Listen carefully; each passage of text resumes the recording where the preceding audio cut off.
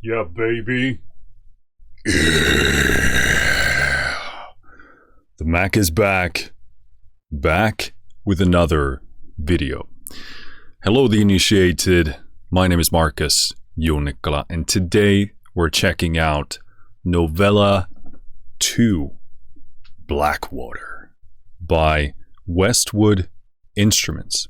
This is actually a new company to me. I am familiar with them because I've seen a few ads here and there. I've seen a few instruments from them through various different media avenues, but I haven't actually laid my hands on any of these instruments. So I'm actually quite interested in finding out who and what they are. So I thought we might start off by going to their website, and we're on the About page, just to learn a bit more about who and what they are. I like to understand where a company is coming from, what kind of philosophies, principles are sort of behind their work. So, and also we haven't covered them ever before, so I thought it would be fair and at least interesting to me to kind of find out what they are about. So, they call themselves the home of human-inspired sample libraries. Sounds good to me. In pursuit of progress, not perfection. That is a good concept to live by, especially as a creative person. Perfection is very elusive and difficult to achieve, so this is something we could all learn from. So, Westwood started from an idea that writing music when you're in front of a screen would be much better if samples and virtual instruments weren't stripped of all signs of life. So it sounds like they've been kind of burned by, excuse me, by the industry. By the way, I'm still recovering from COVID, so I sound a bit nasally and congested. That's due to that. So yeah, they've probably played a lot of the maybe early years of sampling stuff. Certainly not to say that all companies yet do sampling at a level that I consider to be, full of life. But yeah, that definitely sounds like something written by someone who's been burned by by the products of certain sampling. We know that what makes music feel human and alive is not always being exactly in tune or in time. It's the flaws that often make music sound the most beautiful. So yeah, absolutely. The variety, the variance, the life in music often comes from I am hesitant to say imperfections, because that's not really true. It's just that the performances are kind of relatively perfect. They are sort of perfect within the context of a cohesive musical experience, because we can all be out of tune, we can all be out of time, and in most cases it sounds like shit. So you have to be out of time in a perfect way. You have to be out of time in a certain way, and with pitch, not pitch shifting, but being out of pitch, also that's a very nuanced art. So but yeah, certainly the kind of like sterile, absolute clinical quantization and pitch tuning is not very pleasant to listen to in many genres. For this reason, our mission is in the pursuit of progress, not perfection. We craft unique digital instruments that are inspiring to use and put you in a creative headspace. Sounds good to me. Sounds all very reasonable. I actually do really appreciate the kind of the openness and vulnerability of this motto, because you're kind of openly stating that, hey, this is about progress and not necessarily perfection, and that can be tough to offer people as a company, because a lot of people expect perfection. So I do applaud the spirit of this. So we have customers from all over the world with our sample libraries on the hard drives of A-list composers. Yeah, but no, wait, no, that's not me. Bedroom hobbyists, hey, there we go, and everyone in between. Well, I'm in a basement, so take that for what it's worth. We're proud we can serve the whole spectrum, and if you love making music, then you're welcome here. What if I absolutely hate making music? Are you saying I'm not welcome here? I have to make this, but I fucking hate it. No, I'm kidding. They say one note at a time, interesting ideas, talented people first, asking how we can make sounds that don't exist anywhere else. The amazing sounding rooms, brilliant engineers, create mojoing magic you would get when making a record. This is a good principle. I really like that and subscribe to that as well. Pay and treat everyone involved fairly and purchase from us, helping other creatives. Yeah, cool. That fairness is good. Westwood was founded by Rob Hill in 2019. Is now made up of a small team of talented individuals. Cool. So there's a bit about Rob's journey. I guess this is Rob. I suppose that would be the only reasonable thing to expect. My journey into computer music started when I was 12. I lived in the middle of the countryside with not many people around, let alone anyone else I could make music with. Oh, I'm sorry, Rob, but the struggle will make you stronger. I found in the classifieds, not class fields, in the classifieds of the local paper, a second-hand Atari ST and a copy of Cubase 1.0. God damn, Rob. Were you born in like the 40s or something? No, I'm just kidding. Paid $40 for about 6.5 weeks of paper rounds. Man. They talk about inflation today, but god damn. It had a power switch that gave me an electric shock every time I turned it on. Jeez, happy to still have you with us here. But the juice was worth the squeeze because now I had an entire orchestra in my bedroom. Nice.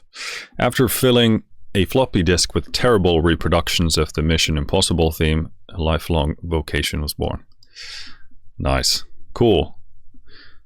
That's all very nice and good. I really enjoyed that. So now I know a bit about their philosophy, and hopefully you do as well. I thought we might go into the instruments page here. Not that we can look at Novella 2 Blackwater because it doesn't yet exist. Well, it exists, but it's not on the website since we are filming a few days before the release. But to understand what Novella is, so Novella is basically a series that they're working on. So our flagship, why can I not speak?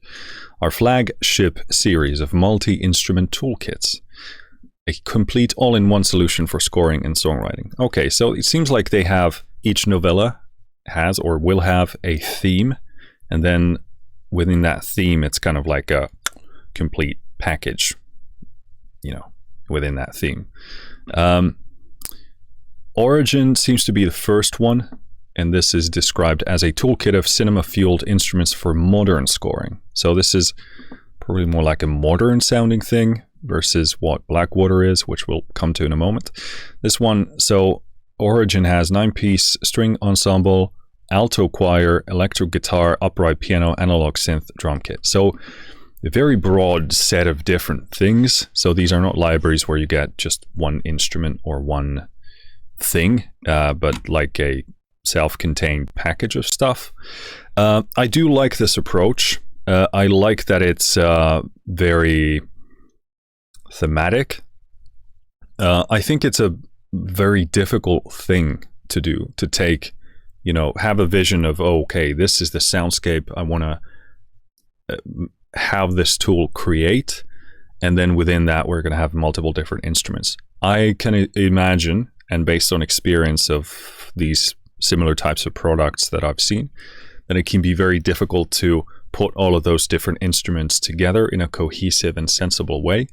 But I appreciate the kind of creativity, the vision of it, and I like it as a concept. We'll see how well it comes together in Novella 2 Blackwater, but I do like that approach. But usually I'm afraid that some of the instruments in there sort of get a bit diluted, and there's like a clear winner and then some stuff, and then, you know, so it can become sort of diluted in a way. But that's not to say that's always the case. I'm just saying it's a difficult undertaking, and at the very least, I respect them for doing that. So cool. We can't really do much more than that here. So I'm going to take us to the DAW. I'm going to close, well, actually not close Chrome here, because I'm going to go into my email to tell you what Novella Blackwater is about. I'm not showing this because I'm not sure. Well, first of all, it has my serial there, so there you go. But not public for public display, I guess. Novella Blackwater is described as a love letter to Americana and the modern Western. So that's what we're dealing with. They call this a complete toolkit of virtual instruments for scoring and songwriting. Again, a complete is a pretty subjective word, but I guess it means complete within the undertaking, like the style that they're going for. They're trying to say you can have this and just write a bunch of music with it sort of cohesively together. This is a mountainous range of sounds taking inspiration from the homestead of Americana and contemporary Western cinema. I actually don't know much about contemporary Western cinema. I mean, I know some of the, I don't know what goes under that description, but some of the more sort of modern Western creations. With a modern approach and very, very versatile palette of sounds to suit multiple styles. An outstanding string ensemble lead the band, surrounded by a remarkable selection of spirited solo instruments. Does it mean they're drunk? Spirited? Backing everything up is a rusty oil barrel. I'm an oil man. And a medley of unconventional percussion. Cool. A resilient force of ideas for film scores, an expansive plane of sounds for songwriting. We invite you to explore the new horizons and prepare yourself for the wild. Okay, cool. That's what we're looking at. I can turn off Chrome now. And let us take ourselves to the DAW. Looking at the rack view here, this is what opens up. So you have basically 15 different NKIs, which are all each like a instrument or a selection of certain types of instruments. Strings, legato strings, high strings, low strings, deadwood, gut violin, harmonium, electric guitar, so 2 different types, steel acoustic, nylon acoustic, mandola, trumpet, harmonica, upright piano, drums, and percussion. So a very, can't say eclectic selection of instruments, very varied range of instruments. So we're not dealing with just one thing here. That can be one of the negatives of the libraries in these styles, because it can be difficult to keep track of everything that's in there. So when you go look for instruments, it can be a bit difficult sometimes to remember. That's a very luxury issue for sure, but still something worth considering. And yeah, you should kind of renew your contract with your libraries, or kind of remind yourself what's in there, because there could be stuff there that you forget about.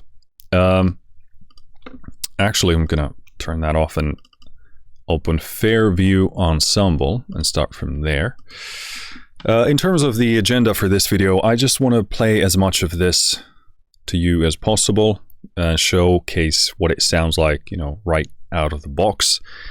We're not going to get super technical with this, but whenever there's something that I'm interested in and want to tweak or test, then we can jump in and look at stuff in a deeper way. But other than that, I just want to kind of show you, I can't really speak about presets because that's not really how this is laid out, but play all of these instruments and as much of them as possible, and then go under the hood a bit in case something appropriate comes up. In terms of what you'll be hearing today, it's only Novella Blackwater in action. I don't add any effects, no EQ, no reverb, no compression, nothing. I only have a limiter on my master bus to make the level more consistent for this video. That being said, it's set to be as transparent as possible, so there should be absolutely minimal coloring. So you'll just hear what Blackwater sounds like on its own.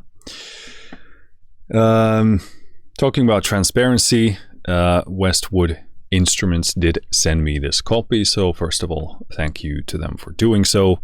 That being said, all opinions are my own, both in good and bad.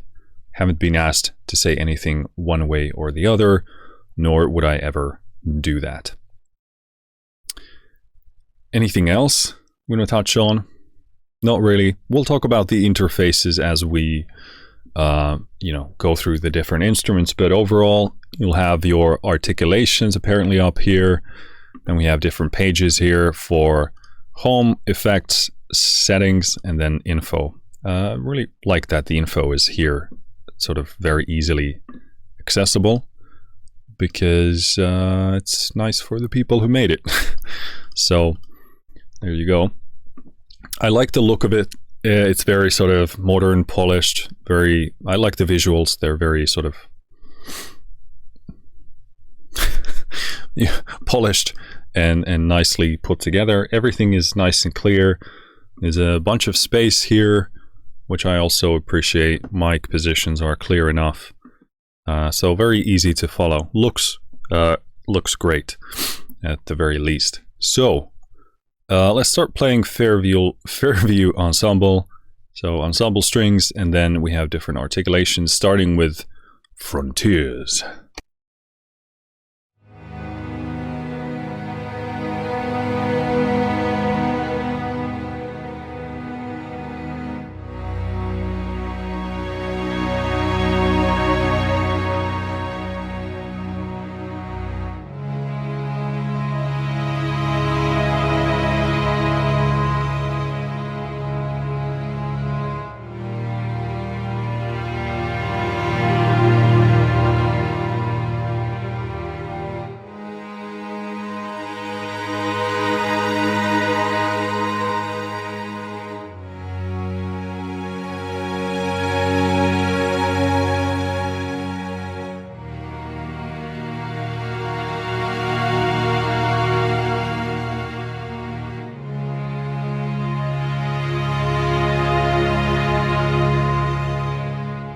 So a few things right off the bat. I really like the growing, swooping in wave. That's really nicely done. It has a really nice full sound to it. It sounds to me like when you play first, there's like a baseline level that it goes to. So instead of being like a wave from beginning to till end, there's like a sort of sustained level and then a bit of a wave, and then it goes back to it. I intuitively would say that I would prefer to have just a complete wave from nothing to nothing. But I mean, what you can do is you can use the expression over here, which is usually in most cases just volume control. So I could do basically the beginning of it.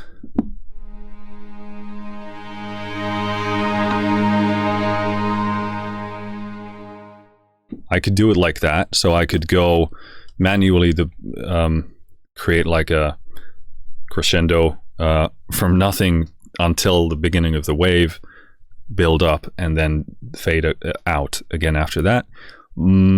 It's not a ton of work, and the thing is, like, is there a use case for me for this approach? Not absolutely sure about that. I would need to write a bit more to kind of make a statement based on that. But intuitively, I'm like, I really like the wave part of this, because the sustain part of this sounds a bit static and synthetic to me. It sounds like there's like the string level, and then there's some kind of a synthetic element below there. But when the wave comes in, it's like a beautifully cinematic orchestral sound. It's a really polished sound once the wave begins to build up. It's super, super nice. I actually boosted the level just a bit because it was a bit quiet.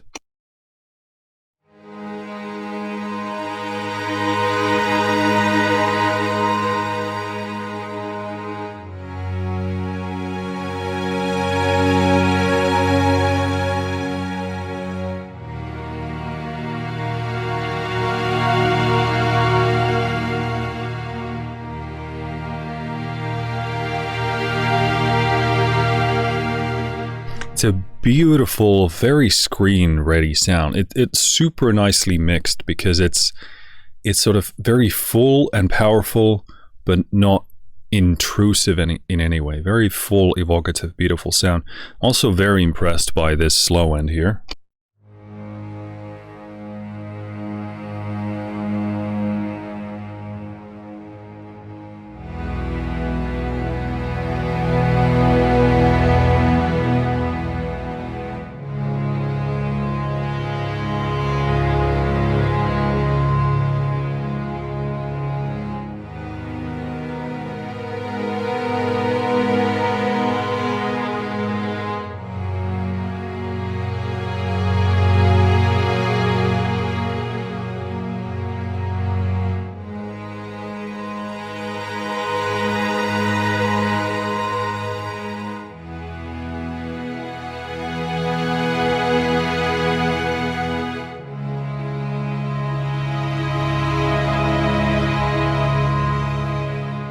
Yeah, I mean the big sound of it, very, very cinematic, very, very polished. Super impressed by that. Also, you got different speeds here. So here's a slow one.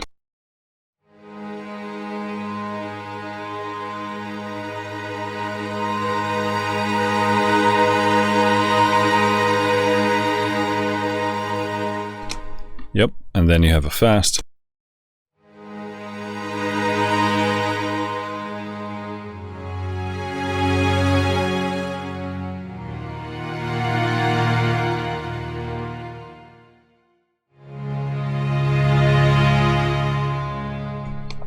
Yeah, gives you that flexibility. Yeah, the most impressive thing about this is it's just the full sound of it. The low end really nicely balanced with this sort of effortless soft mids, and then a perfect amount of sheen here on the top. Let's just do a few of these mics, because I know we won't be touching those a lot, but this is a close mic.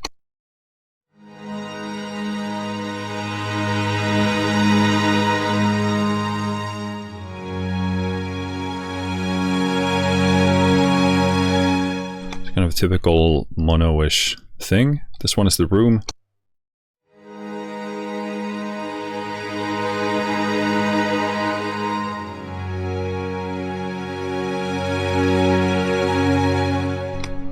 Very cool. And then Gal, which I think is probably gallery.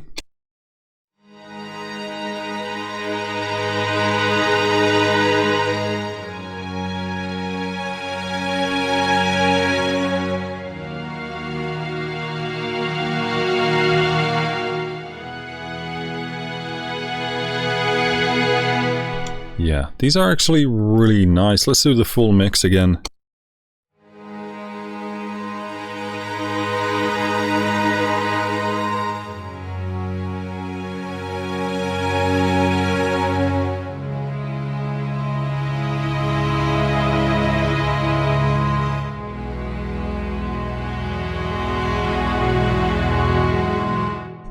Yeah, it's a pretty good balance. I'd probably sweep in some other stuff as well, but yeah, that's very, very screen ready. Let's turn off the reverb.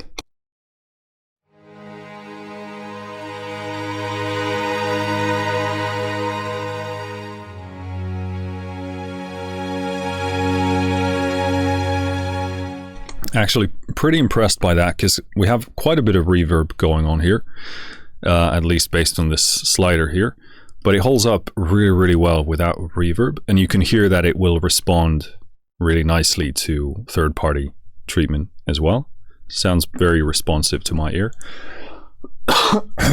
Excuse me, damn COVID. Really, really good. Let's go into fires. So this is the next articulation there.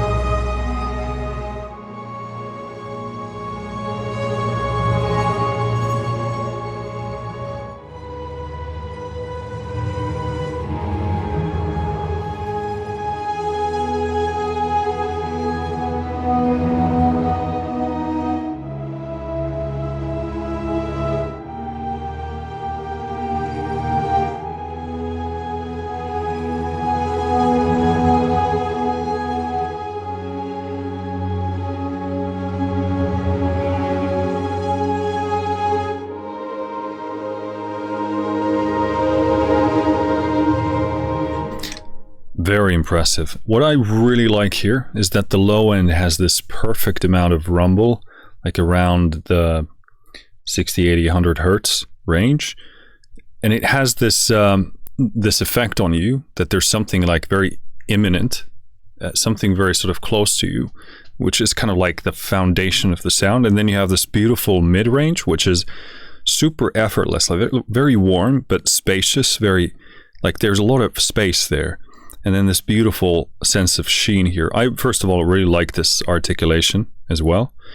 This is super nicely balanced. The only thing I would probably want to tweak a bit would be the releases between the transitions. You kind of have to keep an eye on when you move, because that will affect the realism quite a bit. Let's see if we have... I don't see a direct way of tweaking that. So these are effects, these are home. So I don't think you can. I'm not sure. I am pretty blind, but as far as I can tell, no. It is pretty realistic.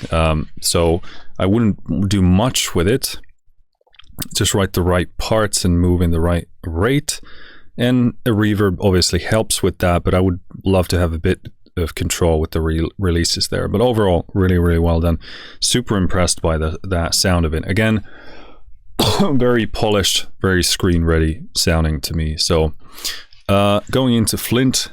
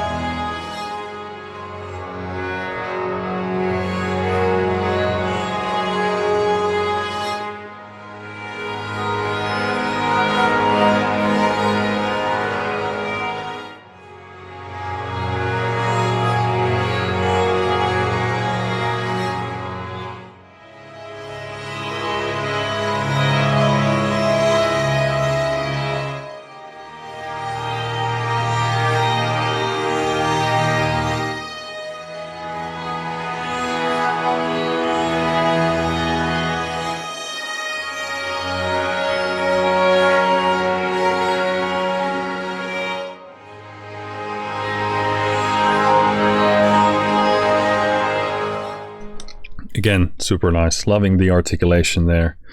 Again, would love a bit more control over how those kind of slide into one another. Again, I can't seem to be able to do that without at least going into the dark side of Kontakt, but cool. Dust Devils.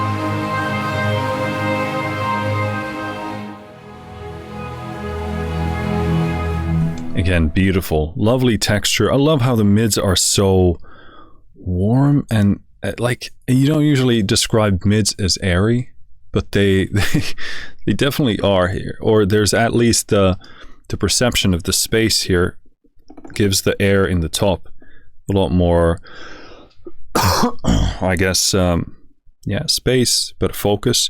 Again, the lows are so nicely balanced. There's that bit of rumble, that kind of imminence, and that sort of presence gives that kind of visceral heftiness.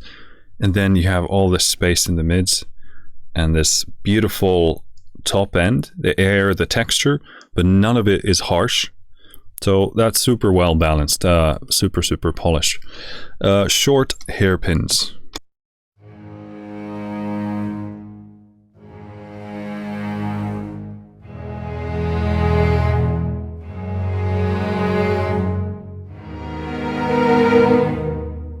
Let me pull back the level just a bit here.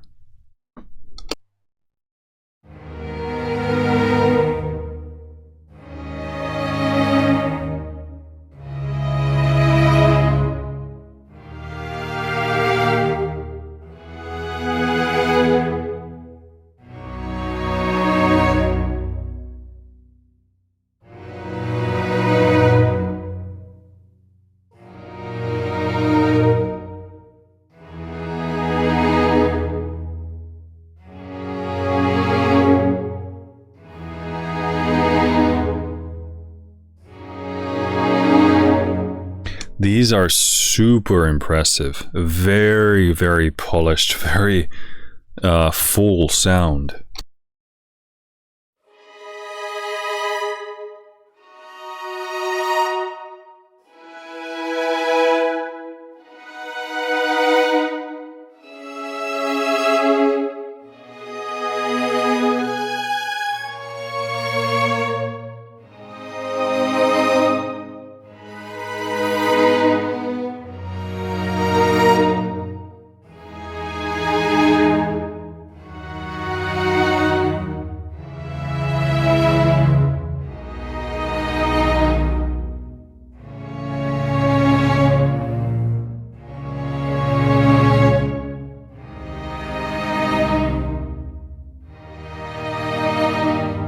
Yeah, very nice.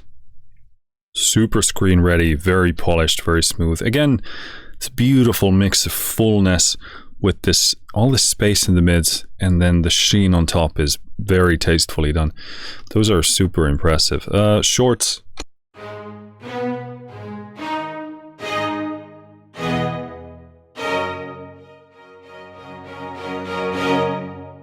Let's add a bit of level here.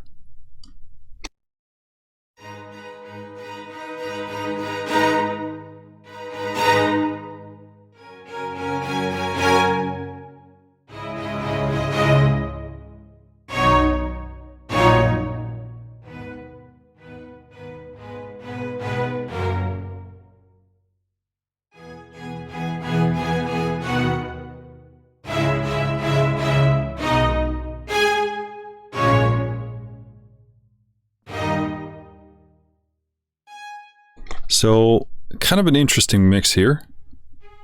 The dynamic range here is really, really good. So you go quiet and it sounds texturally different. It's not just volume there. You can't do like more sort of chugging, kind of spiccato stuff with that. So you kind of are confined with what it has a very specific style. Like it wants to be played in a certain way. It wants to only kind of play certain things. And if you don't, then you'll lose the realism of it. But if you do what it's kind of implying that it wants to do, then it sounds actually really good. Also, the top end of this velocity range, it's a beautiful sound.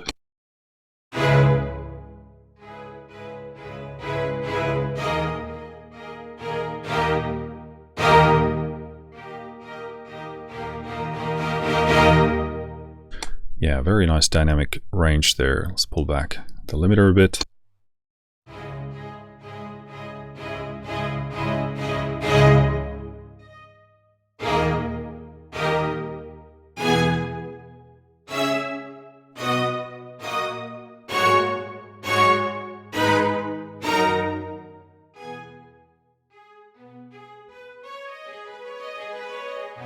So you really can't play any fast stuff unless you want it to kind of begin to sound not realistic. But it does like things in that flow and that kind of pace.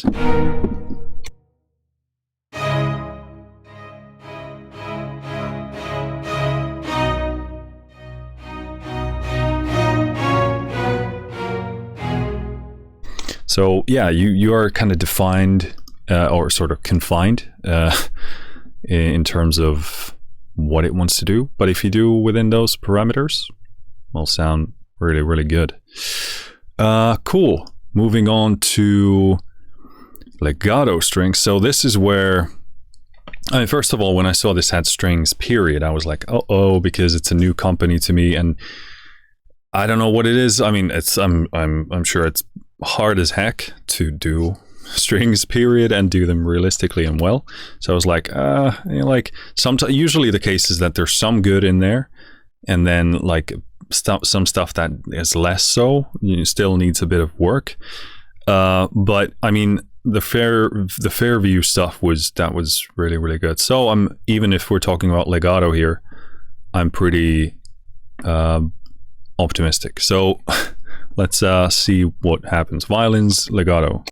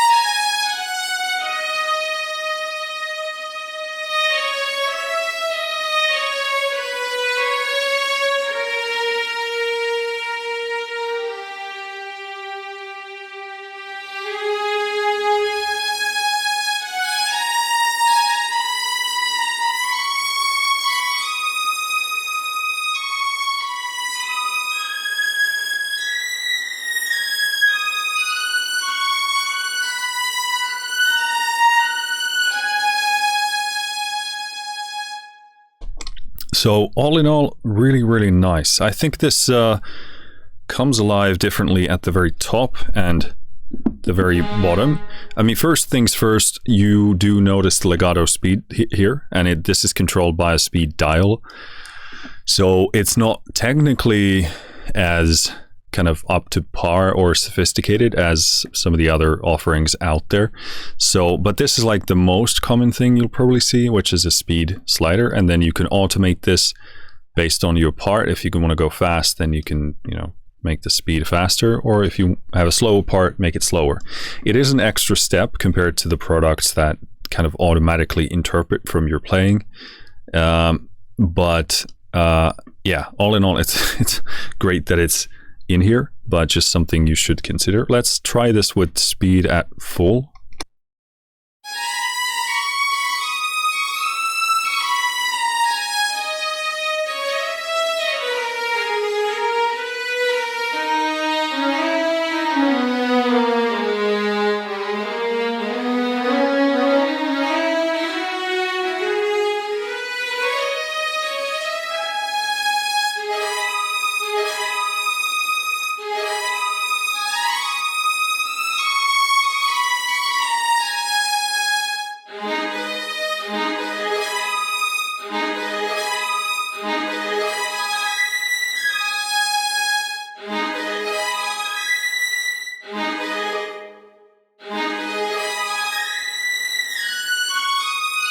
So yeah, it plays pretty nicely there. Holds up really, really well.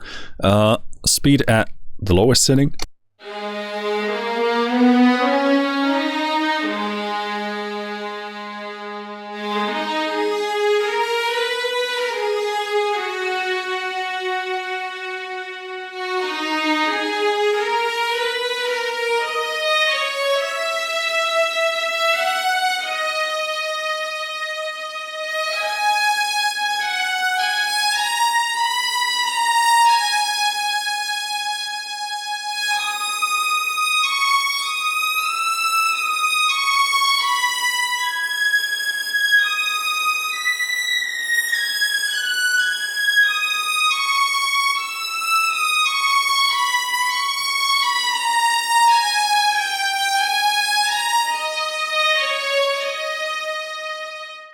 So yeah, that's responding really nicely. It does become kind of like a lumbering giant at the slow speed, but this is ultimately something anyway I would just probably play stuff in medium speed or a faster one, and then automate this in the MIDI editor to make the realism ideal. But I mean, I'm actually pretty impressed by that. That sounds really good. I like the top end of it. I like it. Sounds really, really good. I think in the mids here, in the violin range mids, gets a bit sort of pushier and honky-ish. And again, honky is not always a negative thing. It's just like a tone difference. I understand, though, thinking about it from the kind of Western, excuse me, style point of view makes sense. But I'm actually pretty impressed by this. What else did I want to touch on? Yeah, the slow legato. Bit of a lumbering giant, I think I said that. But oh yeah, I wanted to touch on the dynamic range here. So I would love this to get a bit quieter, even at the in terms of texture and expression. I don't want to mix expression here because it's usually used. I hate the term expression, by the way, for this control, which is usually just volume. I don't know who decided on that, but I think you fucked up. With all love and respect. Anyway, not in this library, but whoever first used that term for, naming overall volume control for a library in that way. I don't understand why it made sense to them. But anyway, I digress. Yeah, I would love this to get quieter, because even like for a lot of the, like if I was to write in this style, in a kind of like something Western, which I'm, by the way, I do have something I want to do in that realm. Once someday I hopefully have some time to do so. But which is interesting. I'll probably use this for that one. But a lot of like really delicate really quiet textural things, I would sort of intuitively want to go there. And a lot of the movies, etc., that I'm thinking about, they also have a lot of very quiet, delicate things, which we did actually have in the Fairview, more of that. But I would like this to go quieter. Of course, I can go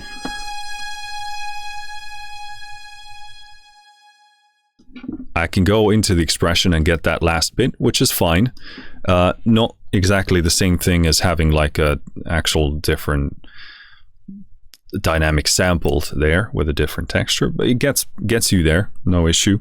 But I would love to have a bit more range for this one, because it's still, even this is pretty like, I'm here, I'm definitely playing. This is not like a super delicate thing.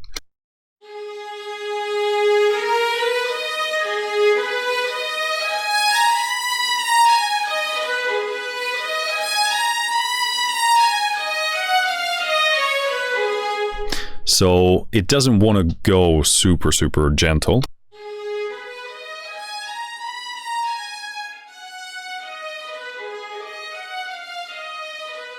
That definitely has a gentler touch, but I would want it to kind of like, you know, sink into like that further layer. Again, you can do it with expression, get close enough to what I'm envisioning, but still, yeah, I think that's it. Let's go into viola's legato.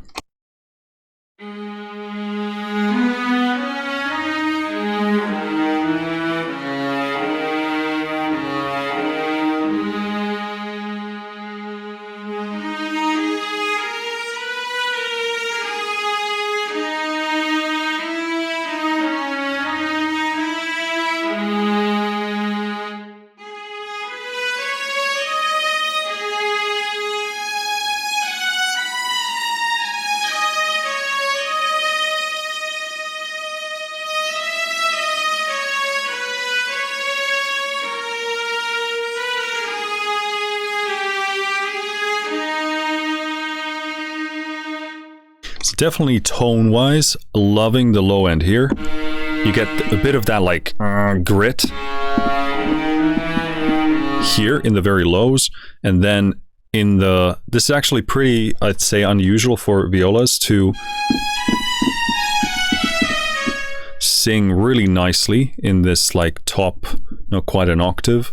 In the mids, it gets a bit honky in a not pleasant way to me, and a bit sort of scooped and cut.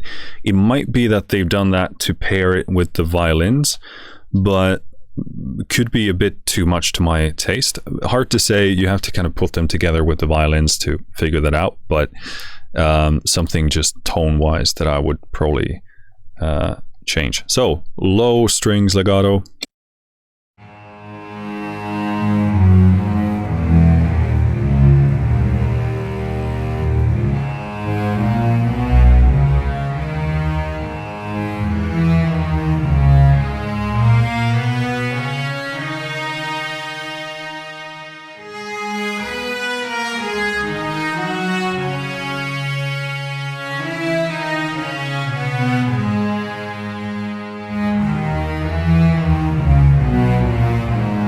So cool addition to have in here. Why they opted for bass and cello doubling in octaves, I don't know. Works really nicely in this lowest octave here. Super, super nice. Very, I think, contextually appropriate to the style of this and what it's going for. Beyond that lowest octave, to me, the low doubling becomes a bit intrusive to the ear. So I would, for me personally, have pretty limited utility beyond the lowest octave, but this has a good like ominous or heavier kind of tone to it. But yeah, I mean, I would prefer to definitely have cellos and basses separate. Why they didn't do that, don't know. Maybe that's just like stylistic, but there you go. Violins, longs.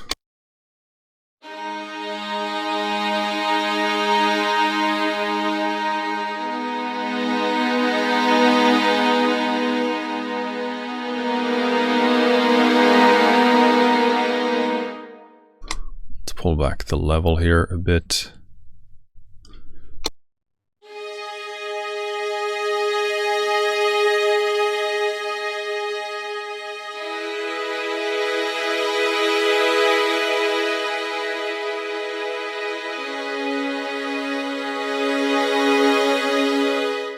So, you know me, I'm not a big like longs, sustains fan. Tone is really, really beautiful and nice. What was I going to say? Again, yeah, dynamics wise, I would love if these went like super gentle down here, but this is already like, you know, you're already like strongly present. So it doesn't want to go quieter than that. Again, expression can save us further with that for sure.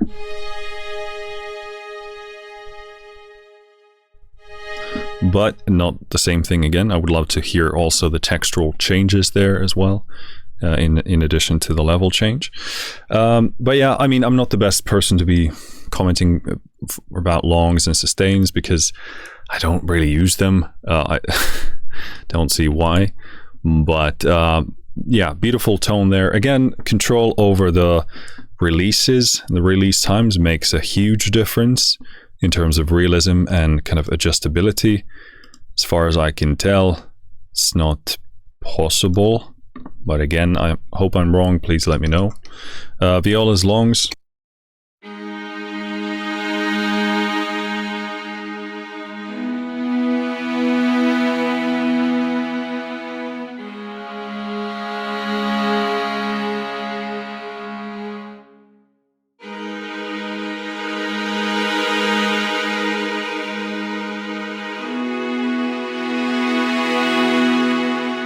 Yeah, it's just the extra step of having to do both dynamics and expression to kind of get the sense of dynamics that I want. Seems like an extra step there. I don't know why they don't want to go gentler and quieter when some of the things in the Fairview did.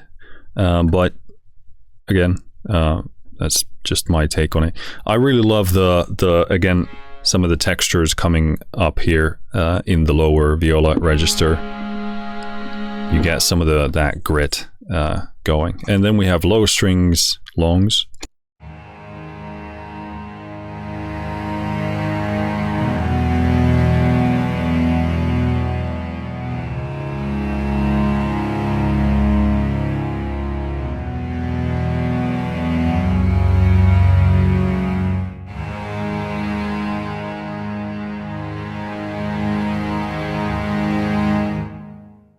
So they're there in case you want to utilize them instead of legato stuff. Then we have high strings here, interestingly enough. So quite puzzlingly, that's a word. We have some of the same, like Dust Devil is here. We got short hairpins, I think, and then shorts. But then we have other articulations here as well. So not sure why there's some overlap and not everything. And also not sure how these like are. I suspect that high strings plus low strings do not equal Fairview Ensemble because we have articulations here that are not present in the other one. But I don't know.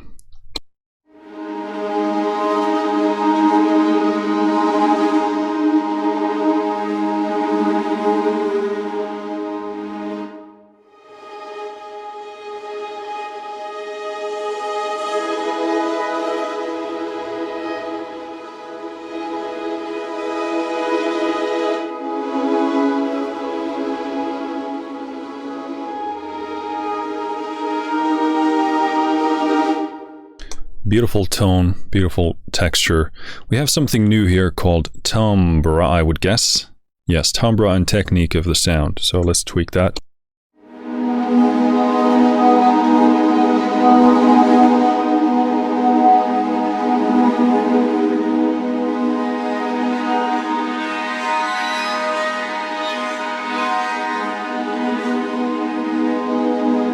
So that's really cool, kind of a glassier, more veiled sound. Super useful. This makes this a lot more diverse. And again, you can add a bit of that in there. Don't have to go full on. Very, very useful and very interesting. I'd love to see more of that timbre control there if possible. Let's play something a bit higher up.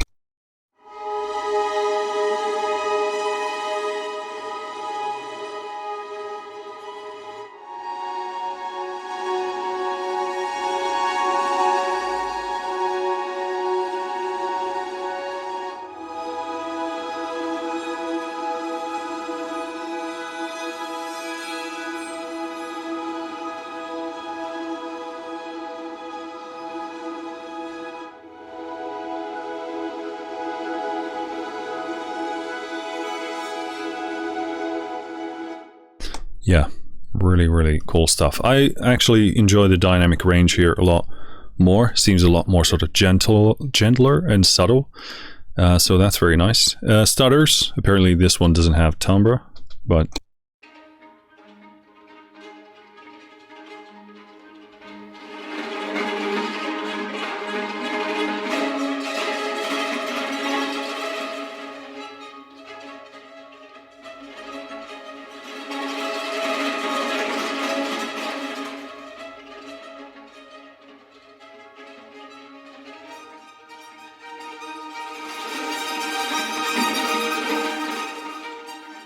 super nice articulation. Love that.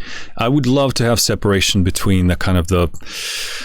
So this is the difficulty, because with dynamic increasing, the density of the stuttering, the plucking gets denser, so there's more of it.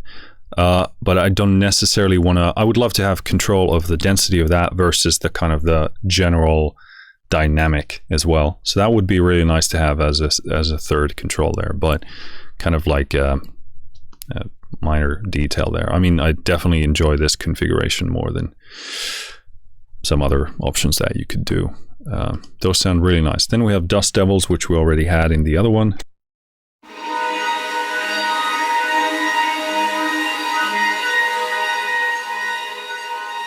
Which I really liked. Drifting Tremolo.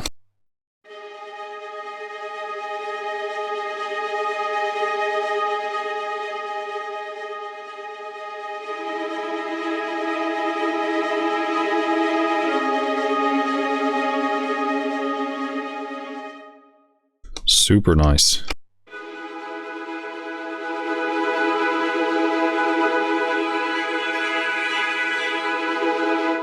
Again, seems like the timbre changing there does kind of the same thing, which is fine, but you know, just an observation.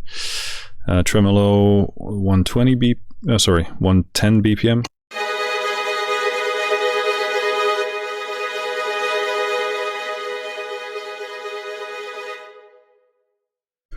Sort of more straightforward, and then 150.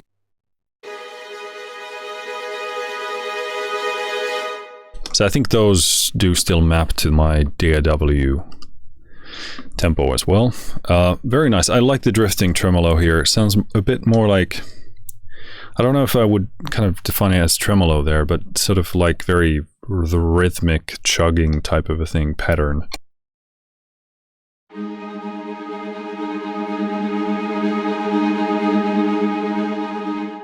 It's nice because it's kind of like a rhythm embedded in the texture in a way. We have longs here again.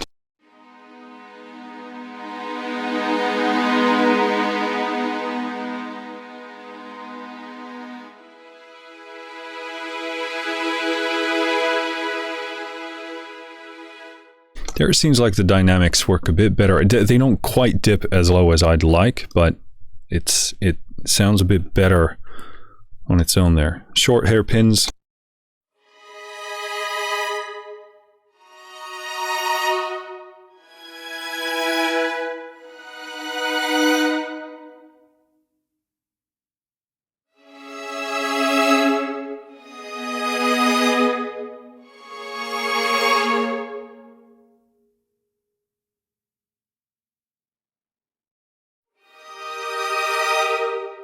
Really liking these. These are like just perfect. So long hairpins.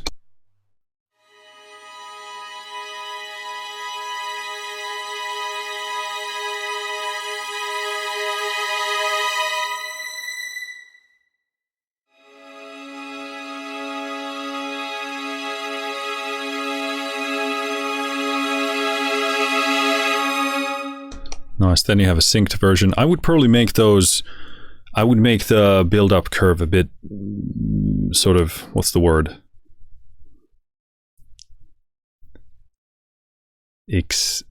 Not linear, but less linear and more. Oh my Lord, it's been a long day. I literally can't think of the word. You know what I mean, okay? But yeah, sort of a bit, now I think it gets a bit too steady, on the build up. It kind of lingers in the mids a bit too long, in the mid velocity, dynamic, level, volume. So yeah, and this is the sync one.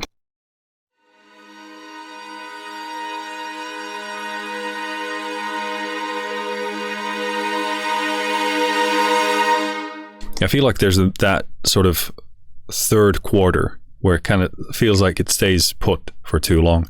I would sort of change that up a bit. And then we have shorts.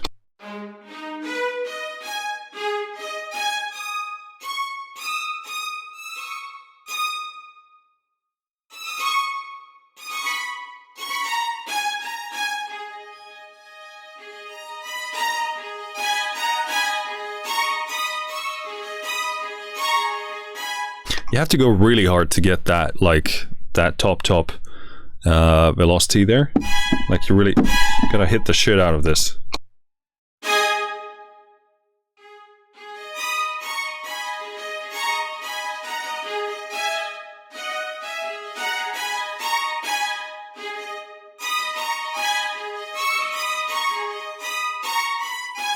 Again, kind of the same. These sound really good, but they just kind of want to do one thing.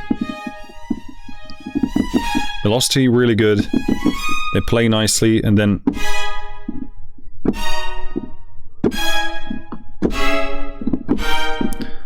you have to do certain things to, you know, make it work. Then we have back bow.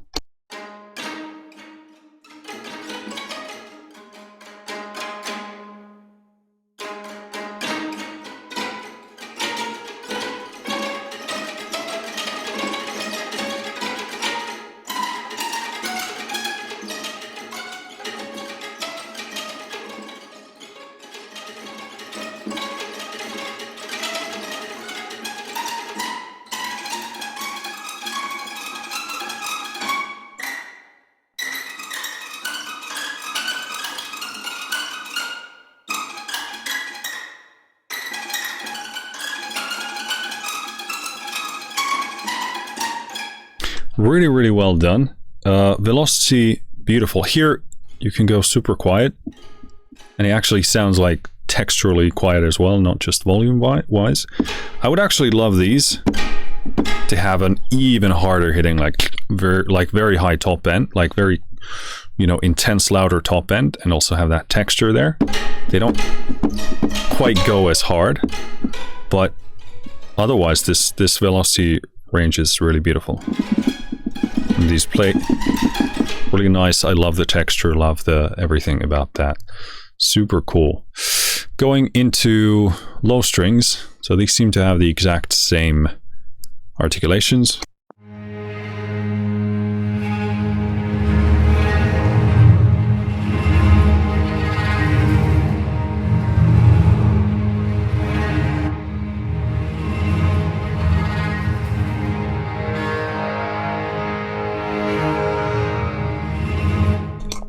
Very cool. Again, great articulation. Really loving the timbre change on these ones.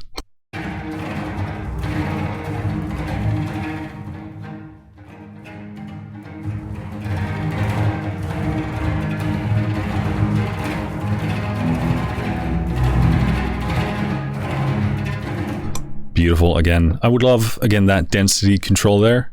How much of those stutters we get versus the dynamic. Would be very nice. Dust Devils. Yeah, I mean, I loved these in the ensemble. No point in repeating that. Super, super nice low end. Drifting Tremolo.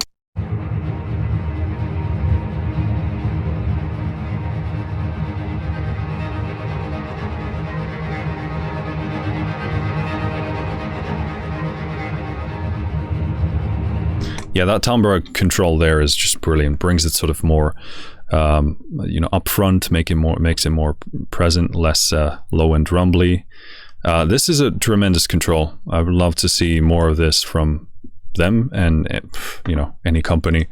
That's a really, really nice way of bringing some textural change and movement in there.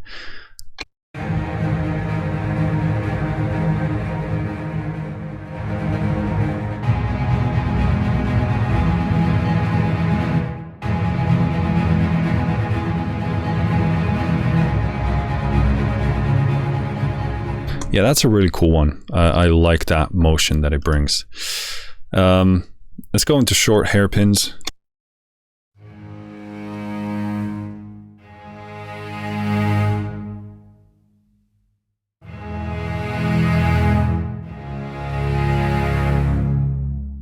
Yep, nice. Let's do long hairpin sync.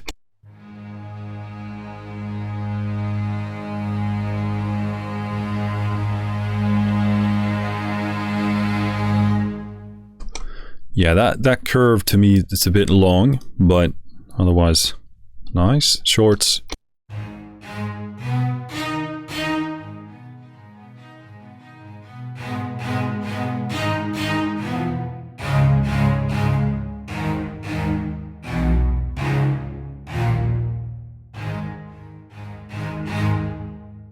Yeah, these mostly kind of paired better with the top end. So back bow.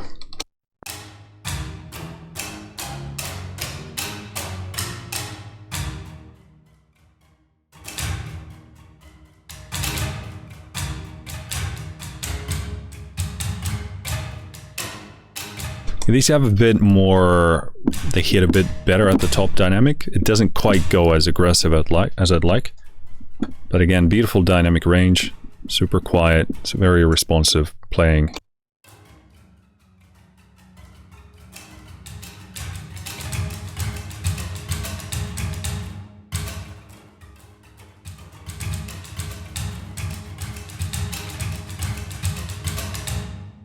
Very cool. All right, moving into Deadwood gut violin. Really don't know what to expect here, but let's start playing the legato.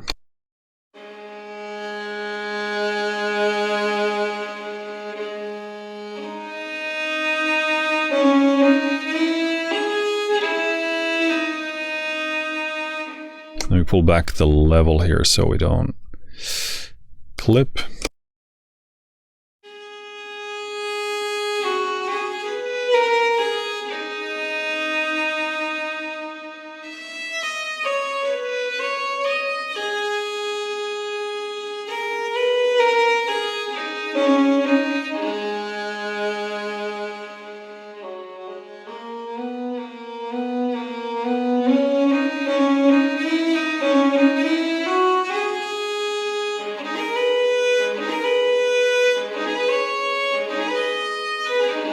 So a few things. First of all, beautiful sound, very sort of subtly, shiftingly disturbing, and sort of has a nice bit of motion there. This plays really nice. The speed here, it's by default set to full as far as I could tell, for understandable reasons. I mean, this sounds really good when you play fast.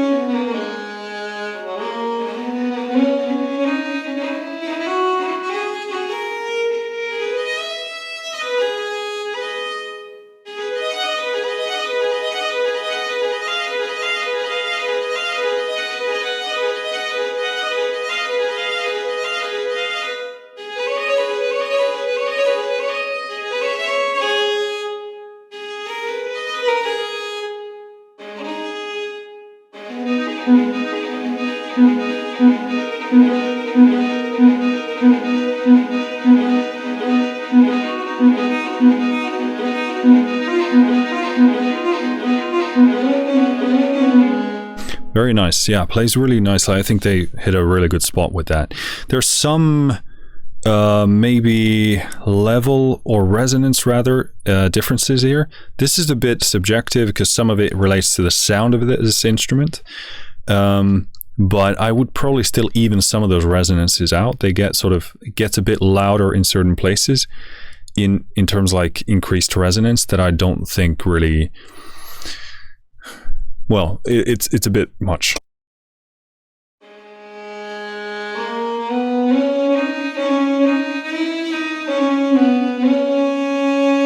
Like that's a big no, where I think it builds up a bit too much. You could just sort of control the resonances with that a bit more.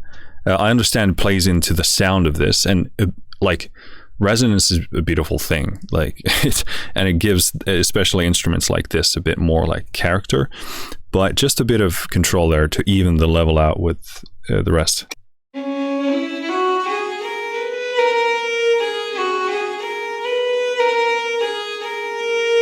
And there, for example, when I go from B to there,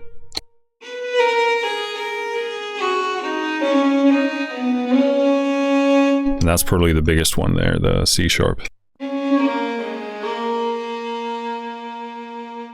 I also think the dynamic here is a lot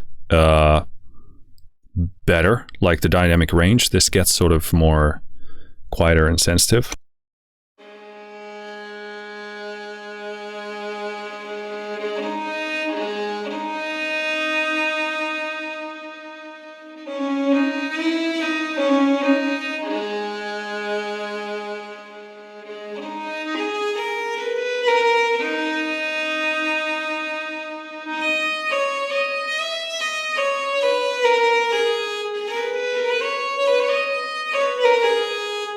Let me try pull this legato back, or the speed rather.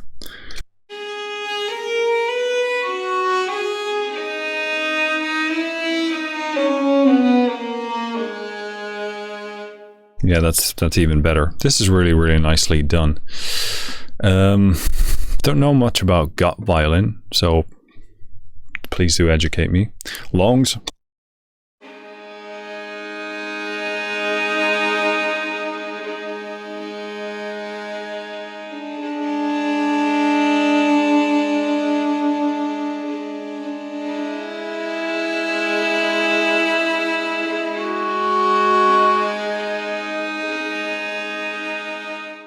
Those work surprisingly well. Yeah, I mean, as far as longs or sustains go, really good. I would still probably do that in 2 legato parts rather, but that's just me. Drones.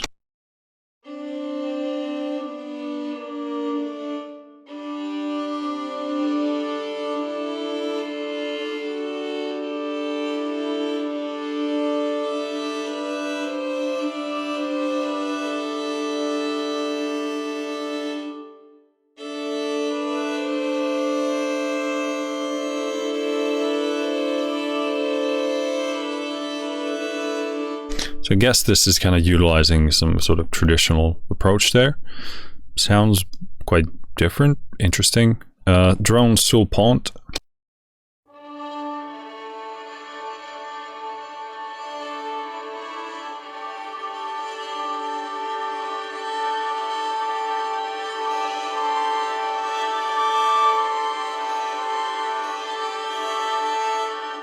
Do like myself some sul pont. That's a nice addition. It creates a very different tone there for sure.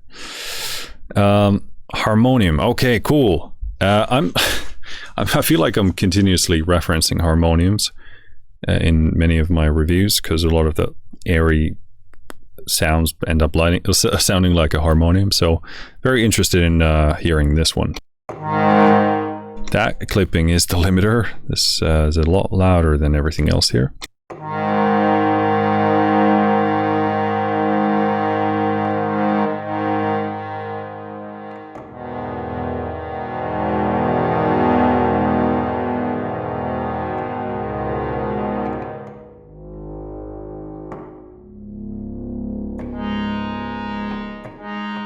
I really like how you can hear the mechanical noises here. We have a control for that, but I like the pluckiness of that. It's very nice in a harmonium because it sounds very woody, because most of the controls are. So when you play things and there's like air puffing through kind of wood parts, it has a very nice sound to it.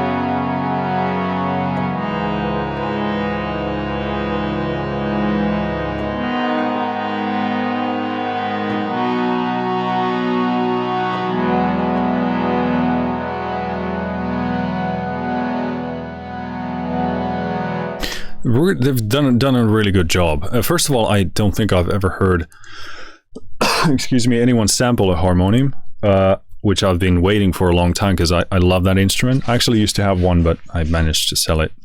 Thank God. Not that there's anything wrong with it, just very big instrument, takes a lot of space, etc. And it was a bit beaten up as well. But love that instrument, love the sound. This really nails the core of it. One of the things that you really notice with a harmonium is that a big thing is because you have these pedals at the bottom. So how you pedal the bellows affects the sound a lot, and I like to use that as a rhythm thing. So here you can definitely hear like a cyclical thing when you press the key.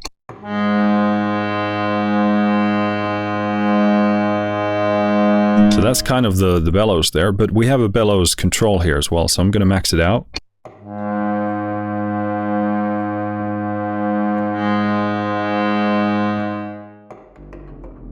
Oh, okay, I see. So control the volume of the additional bellows sounds.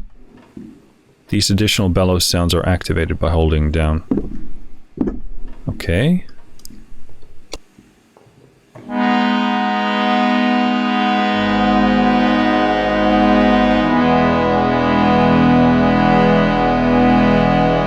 I would love a control where that would be, you could kind of latch it on. Obviously you can just add it in the MIDI, but like a control for that to be always on when you're playing, or just always on period would be nice. Just a tiny convenience thing. I like that. I would love to control the rate of that, because then you could match the rate to your playing. That would be a big thing, because I love to use those bellows as a rhythmic tool and match it to my track. But yeah, core sound really nice. I love that it's sort of dusty and realistic and woody. So it's not like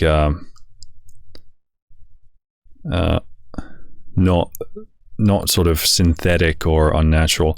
I wouldn't even do a lot of stuff very loud with a harmonium, because it does get very loud and pushy. So probably this mid-range is kind of on average what I would deal with.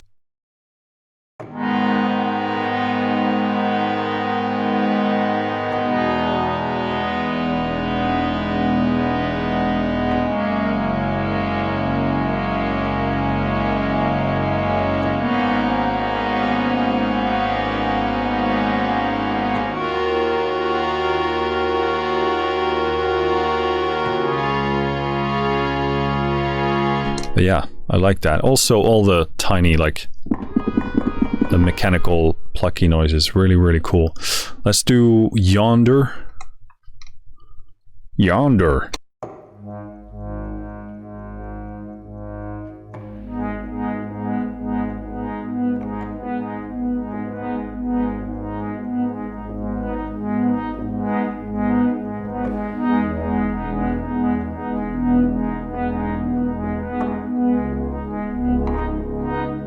And I also love that they captured the low end of the harmonium really, really well. One of my favorite things about that instrument.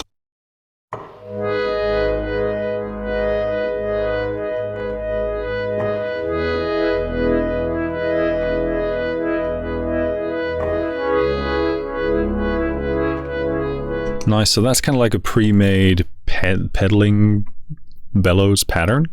Yonder reverse.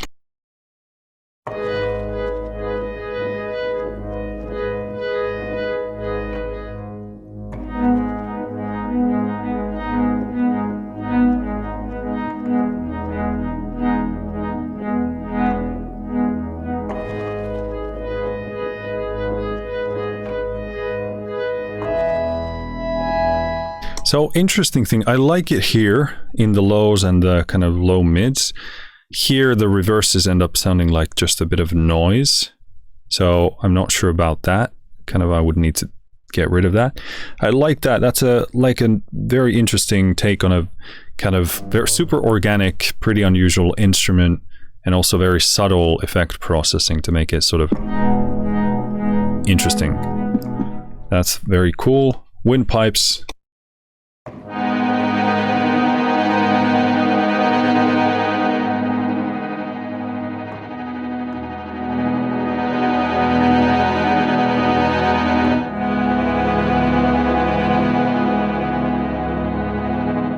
Not sure what's happening there. Maybe they're doing some trickiness with the bellows there.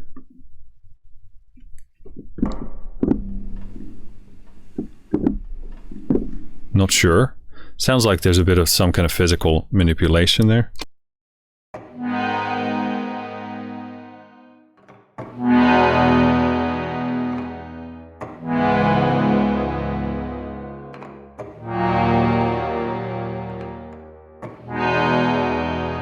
This is really cool. I like this. I used to do this with my harmonium. I would play and just do like a one bellow, like you push the air in and let it come out. I actually really like this. I think it's and also pretty, what's the word? Not usable. It will have utility in quite a few places.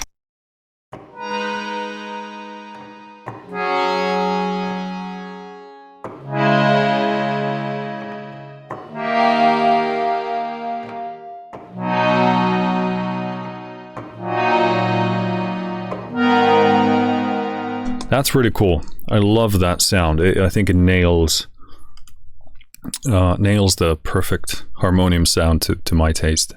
Exile.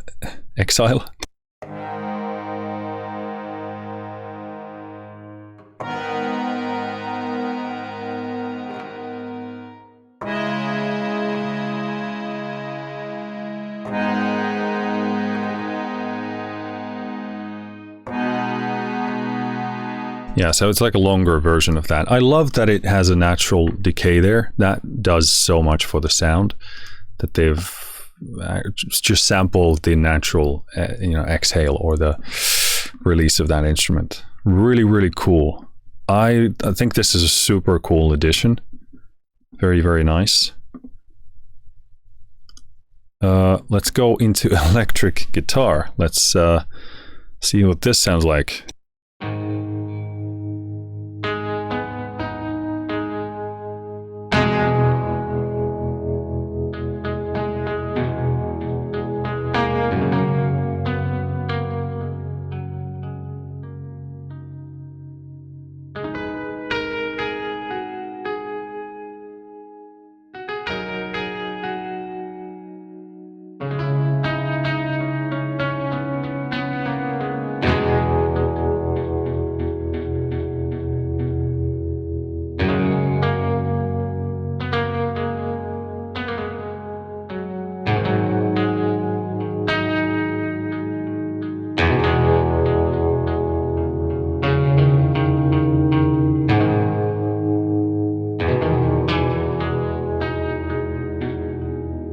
So I like the overall tone of it. Super nice, very like on point. Perfectly kind of captures that vibe that they're going for. And also think the low end here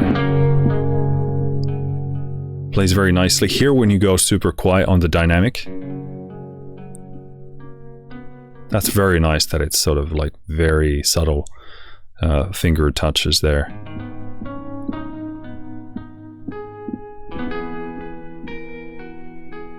I think it works less realistically the higher up you go.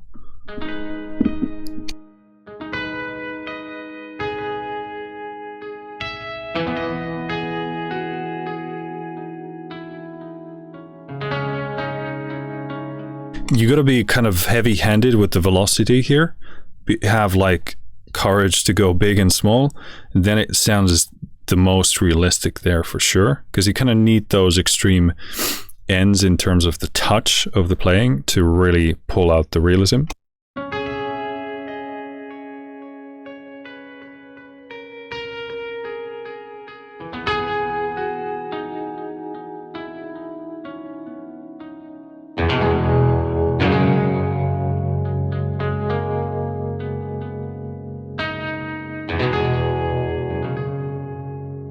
Yeah, that's actually really nice. Like, I want to get used to the velocity there. That's super cool. And I know it only says longs, so that considering, that's really well done. Longs pitch shift.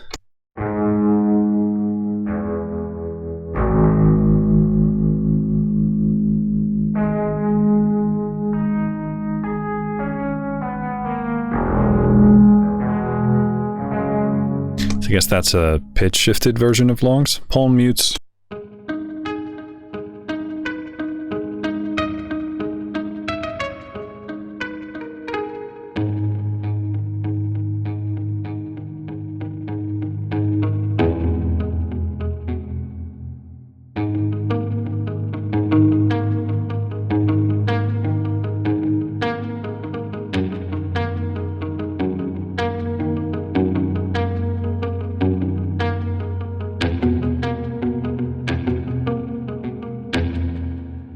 I like that there's on certain notes, there's like clear pitchiness there, but it's not like bad, it's more like vibey than anything else.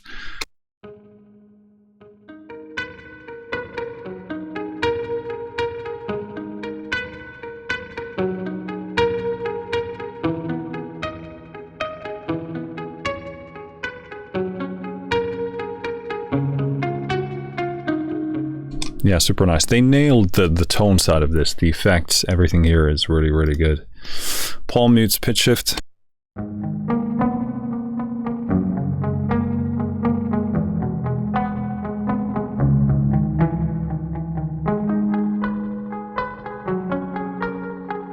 I think this is a very simple and subtle way of adding like versatility to the library.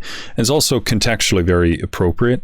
So it's not like a gimmicky thing. It's actually, I'm sure something that a lot of people have done when writing music in this sort of a style or genre. So very cool. Chords.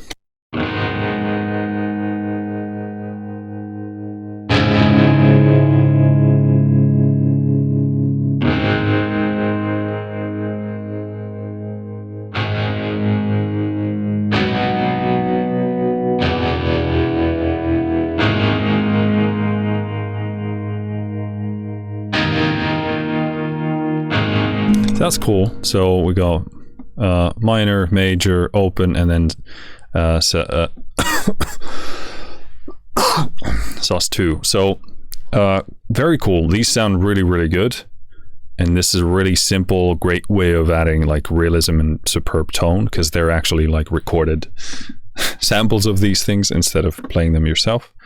That's nice. Tremolo. This is clipping the balls out. Kind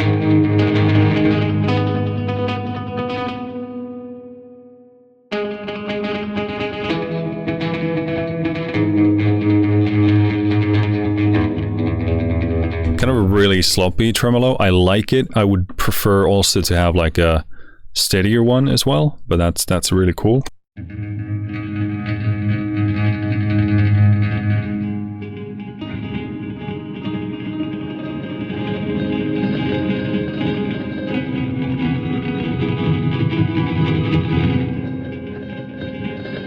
That's a really cool tone. There's a bit of build up there in the low end frequencies, which I would probably control a bit, but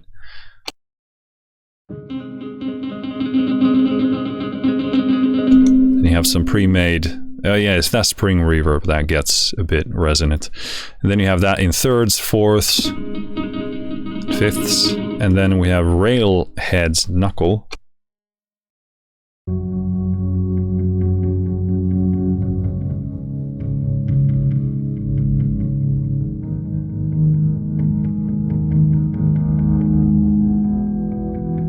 Very interesting kind of ambient type of a thing. Railheads ring.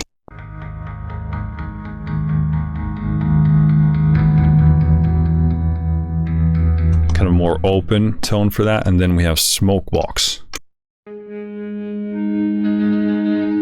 This is quite loud.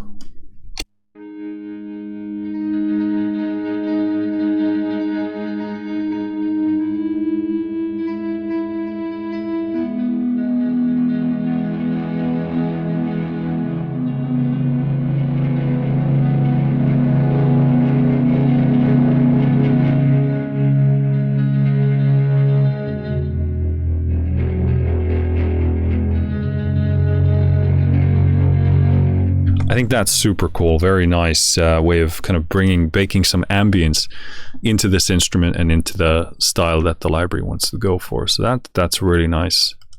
I like that smoke box. Okay, rails electric guitar. So fingerstyle longs.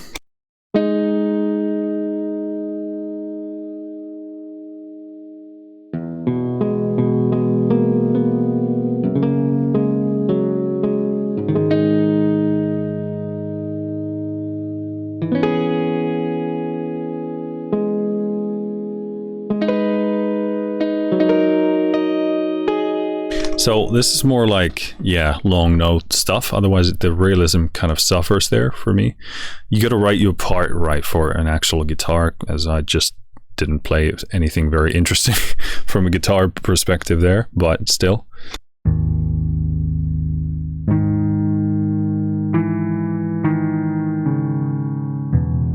And yeah, there's no legato there programmed in there, so you really just want to do like probably longs with this. Like that for the most part. Let's do woolen mutes.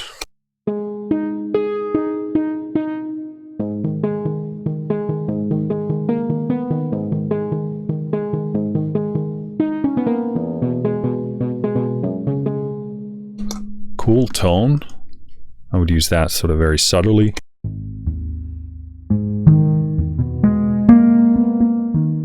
That is the limiter. Those get super resonant there. That stuff I would use subtly as kind of an extra. Kind of a sitar-ish tone there.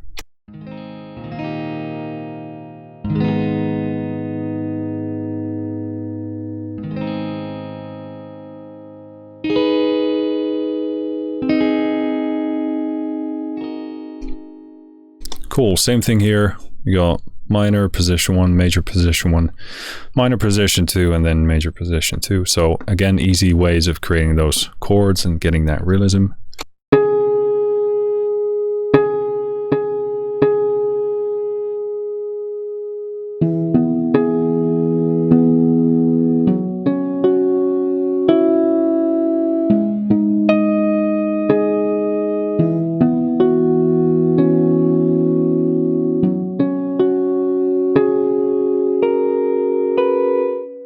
So those go pretty hard. Difficult to do like a very gentle one there. So again, I would use these kind of in a chord sparingly way. And I feel like it sounds. And the top end sounds realistic also as well, but kind of works best in the lower range. Slide.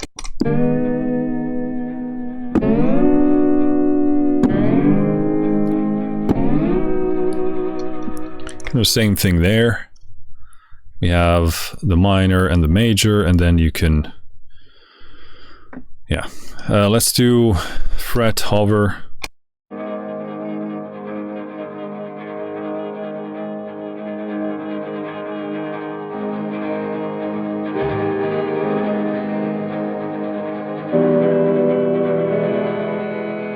Yeah, I like that a lot. Again, we have minor and major here. Really cool tone. That would be very difficult to get otherwise without sampling that, so that's a nice thing. Promontory, one of those.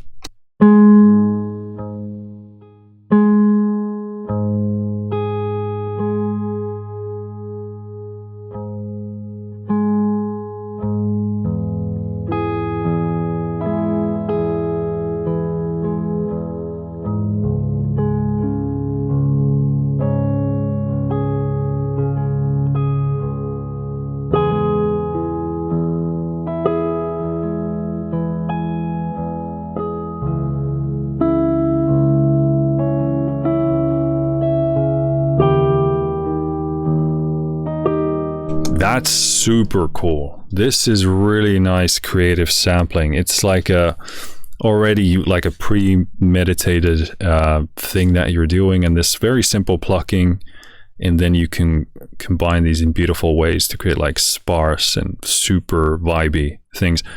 This is super cool. I like this a lot. Performed meandering pattern of octaves. Yeah. Very nice. Promontory reverse. I don't actually know. What the fuck does that word mean? Promontory. A point of high land that juts out into the sea or a large lake. A headland. A protuberance on an organ or other bodily structure. Okay, you learn something new every day. Reverse.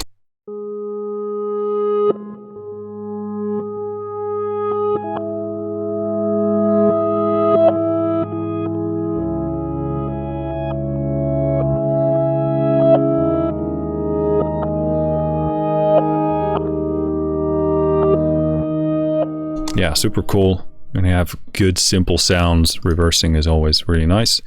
Hang fire.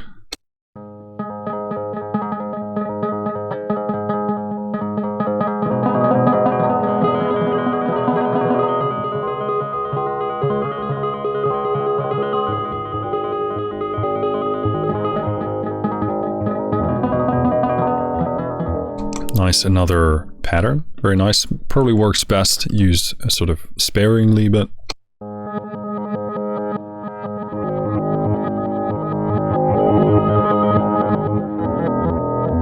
that gets very electronic very quickly.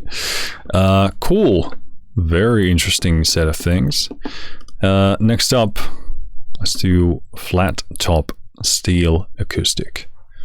So this starts off with Rhythm Homestead.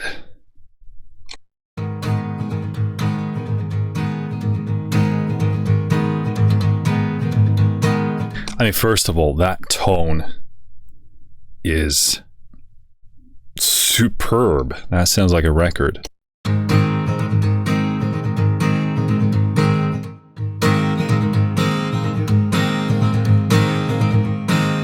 So yeah, once again, you got minor, major, and open.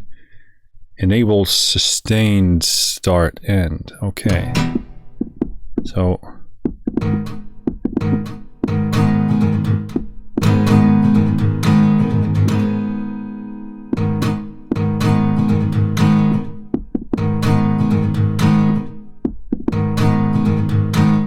I guess you need to hold this. Yeah. Okay, that's a really cool feature. Yeah, super cool. So then you can just combine these in any way you want.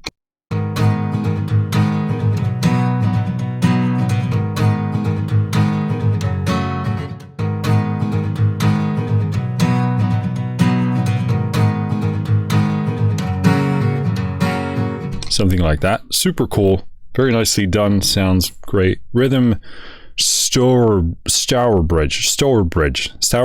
something like that.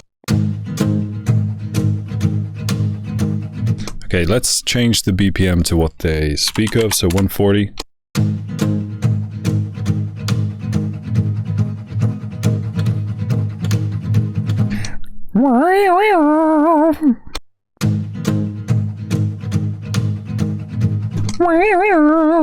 Okay, I'm gonna stop doing that.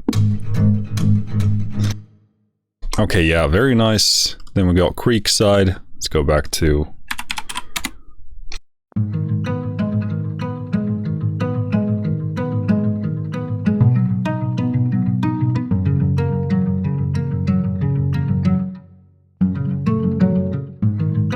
Yeah, very nice. Beautiful tone, beautifully played, beautiful sense of space. Really good.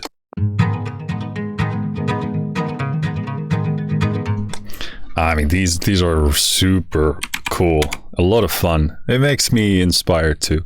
I have an idea of writing an album in sort of this general style. I want to do something kind of cool and fun and vibey and cinematic with it, but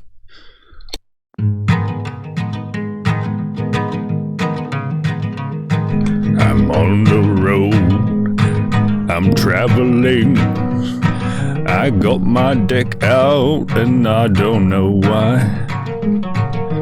People tell me, put the back in your pants, Marcus, but I say no, mind your goddamn business. If you don't know why my name is Marcus, better not ask. It's none of your business. If you don't know why my penis is out of my trousers, don't worry, it's none of your goddamn business. This has got to be the weirdest demo anyone has ever done.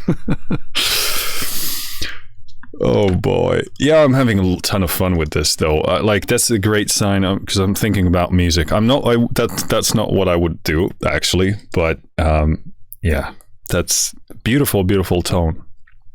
I 100% back what they said about like making record sounding stuff, because that sounded like it's ready to go, you know, ready to be on an album. Longs.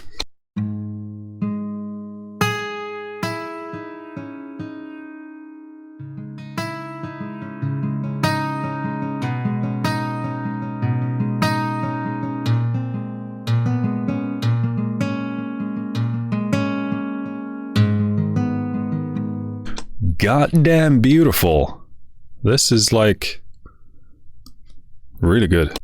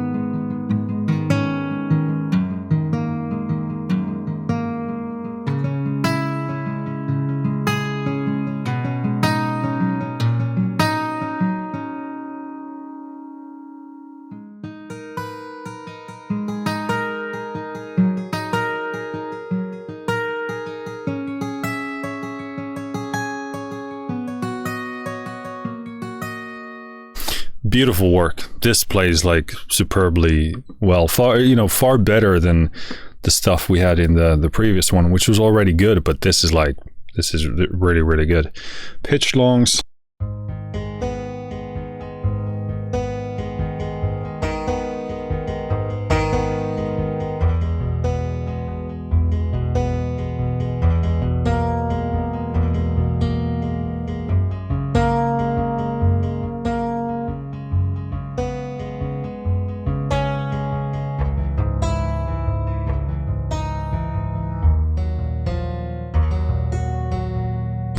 Boost the level here a bit. That's a beautiful tone. Really, really nice.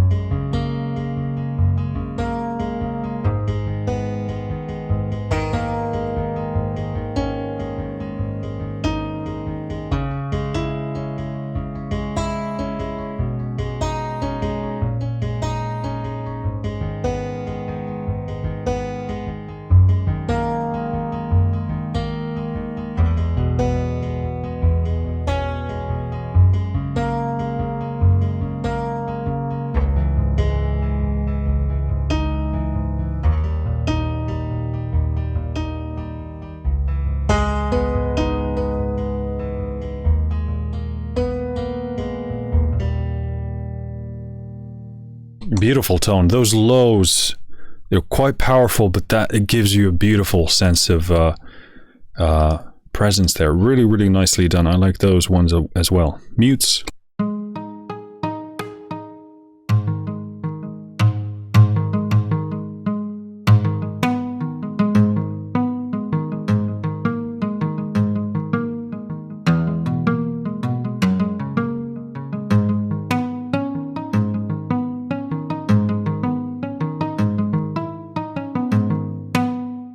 really nice mutes, play really well. Pitched mutes.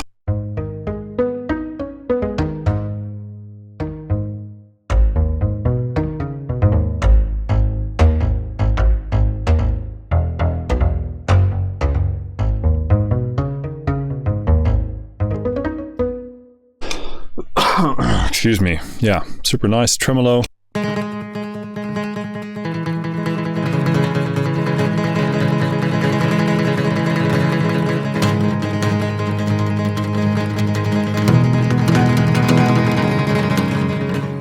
Nice. A bit of control over the density there would be nice, and a bit of dynamics would be nice too. Unison drones.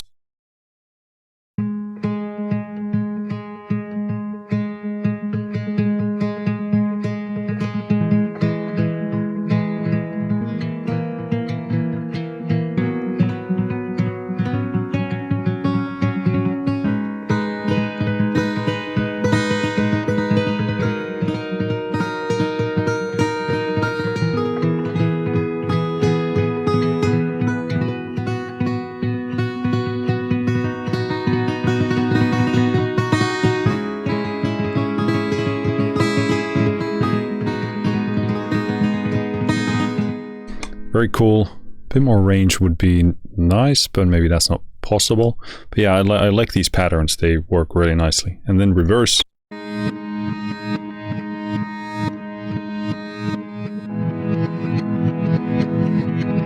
Usually for me, the kind of denser material doesn't really work nicely with reversing.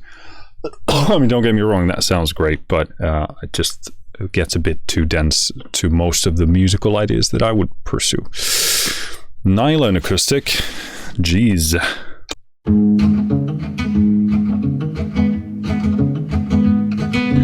Walking down this road, don't have anything to do, eating all the food that I could find,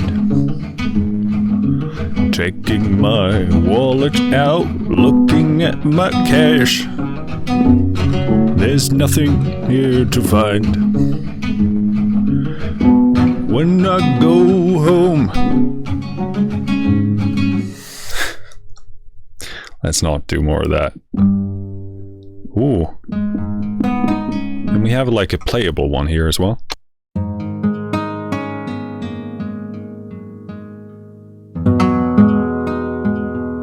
Bit of clipping there. Let me pull this back.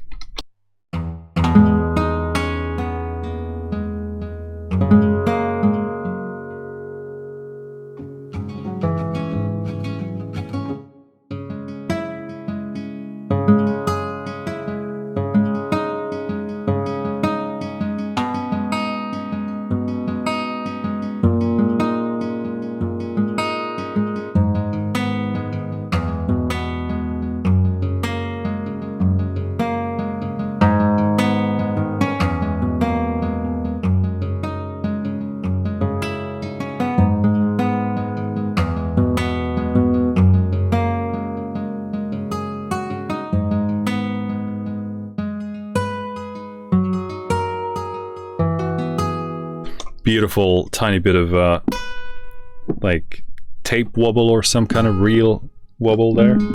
Beautiful. That's super nice, super playable. I mean, these are fantastic.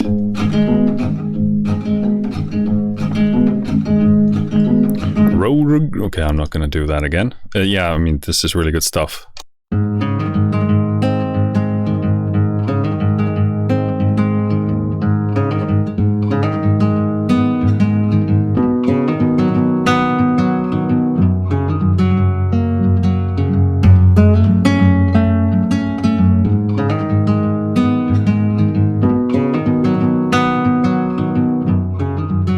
Yeah, just really, really, really good. And then you have this. This is an interesting thing because you have these rhythms here, but then you have the playable one here.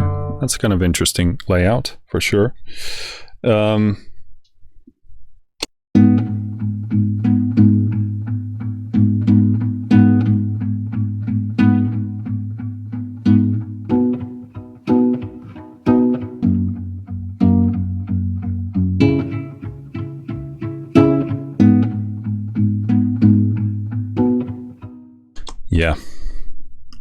very, very cool stuff. Super inspiring to me.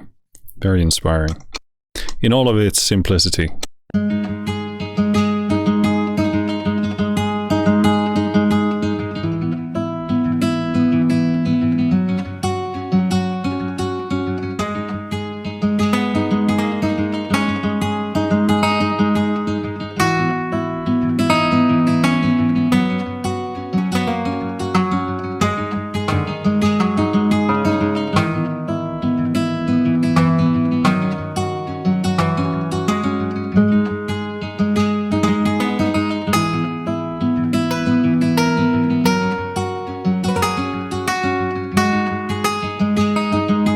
Yeah, that makes it really nice, because you can do stuff like that.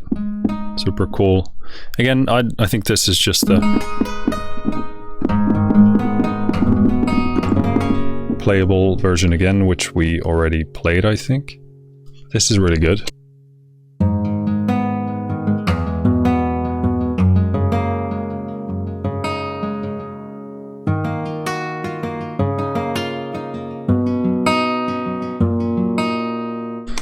Very cool. We got some chords.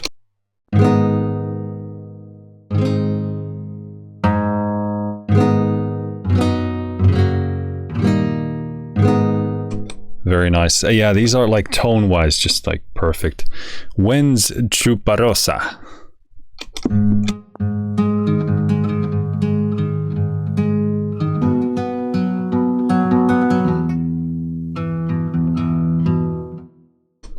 When's Brittle Brush?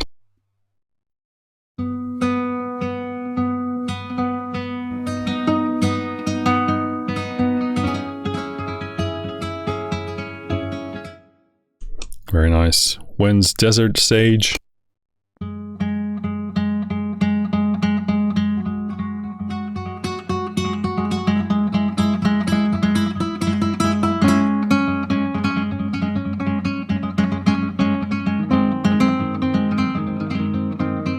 Yeah, these are super nice, super good. A simple pattern, beautifully played, enough, space, and yeah, you can just create super realistic, vibey things with that.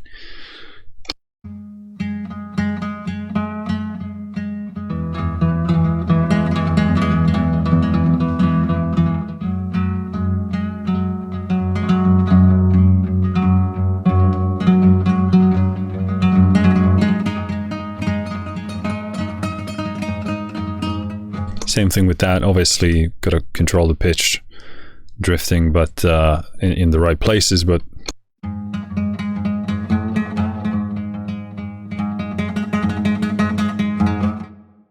nice. And then we have chords.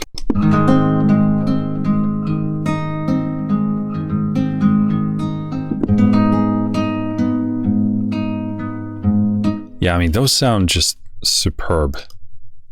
Really good. Mandola.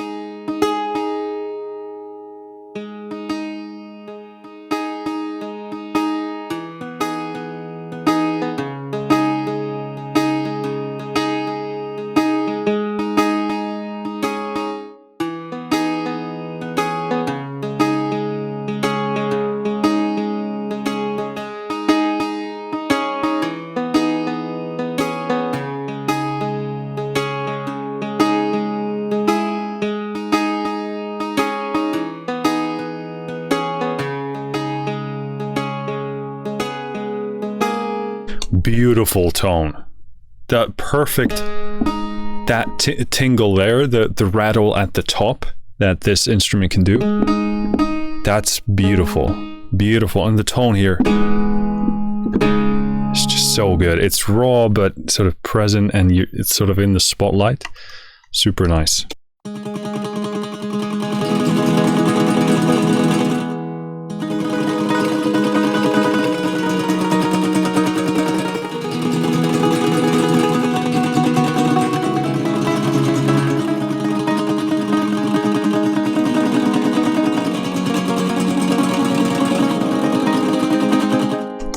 Very cool. Tremolo Storm.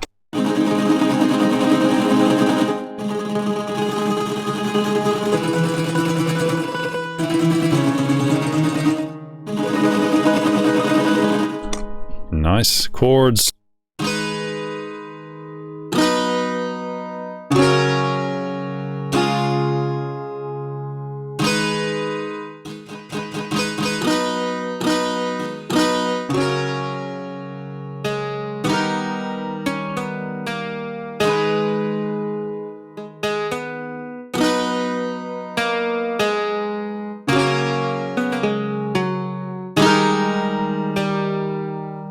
I really like that dual system because you can do stuff like that and it actually sounds pretty good. Obviously you can do them separately as well, but that's convenience.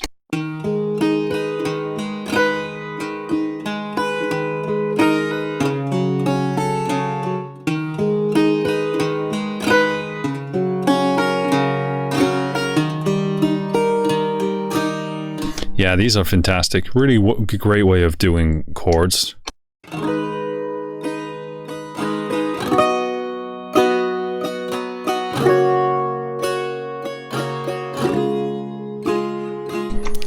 Stunning. And the sound of these is just beautiful.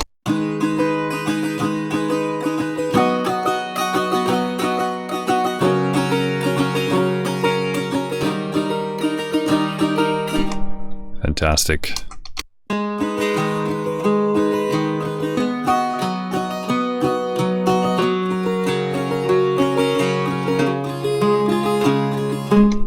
Yeah. Just bonkers good. The sound, it's so good. Okay, going into the trumpet. This is pretty hefty library here.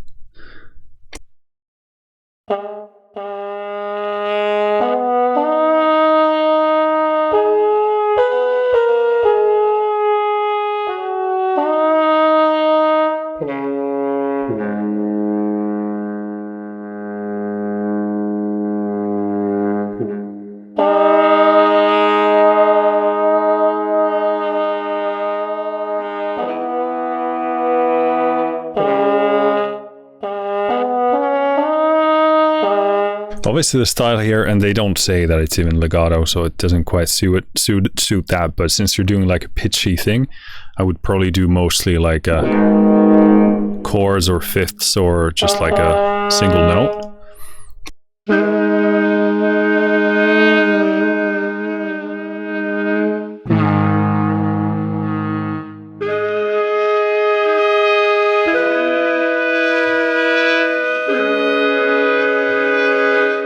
A super cool tone, very cool vibe here.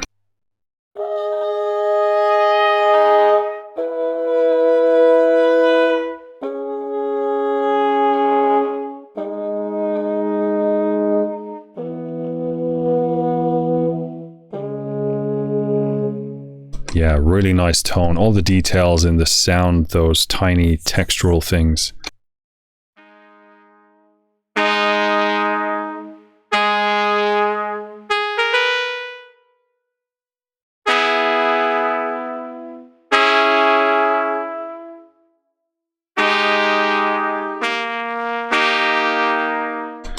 Again, kind of need to use those sort of sparingly separated in a separated way.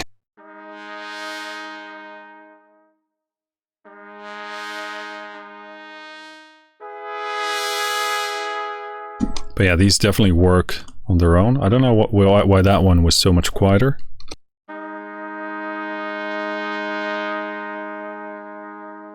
But it's nice that here you have such a wide variety of these that you can kind of customize the part for your track. And we got the key switches here in the red, so you can just do them in one MIDI track.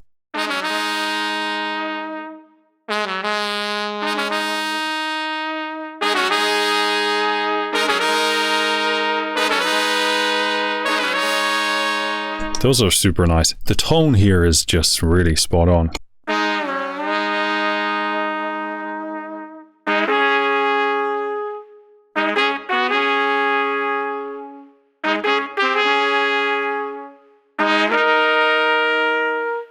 Very cool. I love that they give you a good amount of these motifs to work with. So this is definitely like not an all possible encompassing trumpet, but beautiful tone, beautiful texture, grit, vibe, just like oozing vibe here.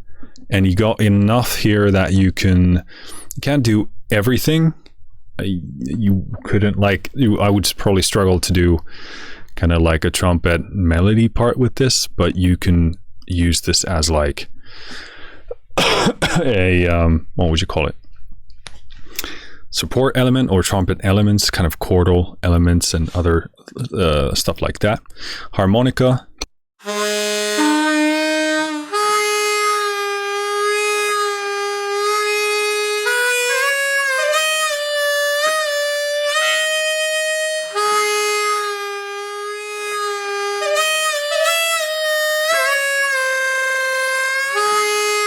That's, again, the tone is really good.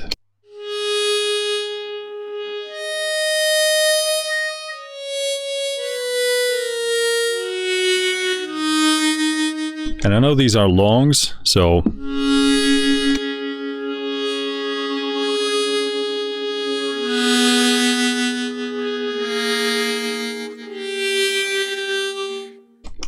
really want to do like Baroque music with a harmonica.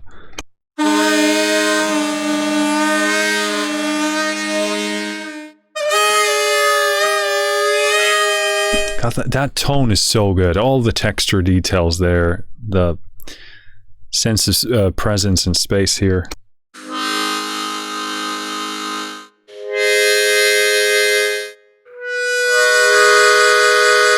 It's a bit of chords there. There you can definitely hear the kind of resonance is building up a lot better. I don't know how they kind of kept it together on these first three articulations better, but yeah, I mean, I had never played, well, I've played a harmonica, but not like not knowing what I was doing. And it does definitely get those resonances super loud in the when you start doing chords. So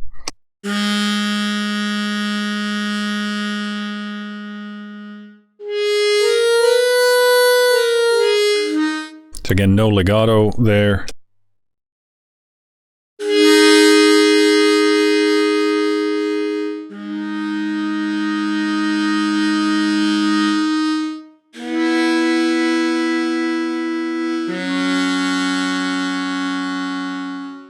But for that kind of stuff, sounds really, really good and realistic. Swells.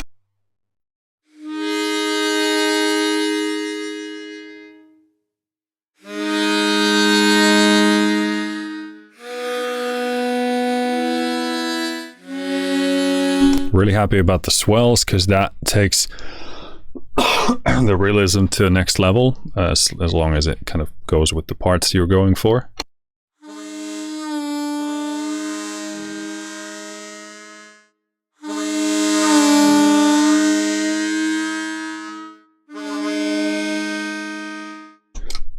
There, the level is distinctively different. Kind of the same thing for the harmonica as the trumpet. Super great for those kind of like chord type of stuff, or like laying down fifths, or you know, any one note kind of thing. Can't do like super realistic playing, like melody playing parts there, but still. Upright piano. Okay, this is going to be interesting.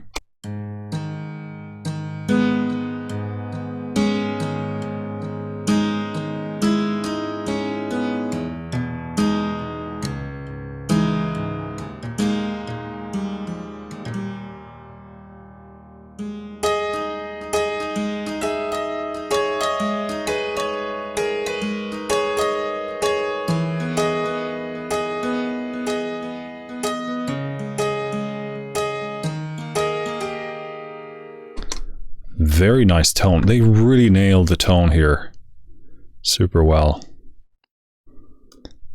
Let's try and get the level a bit better here.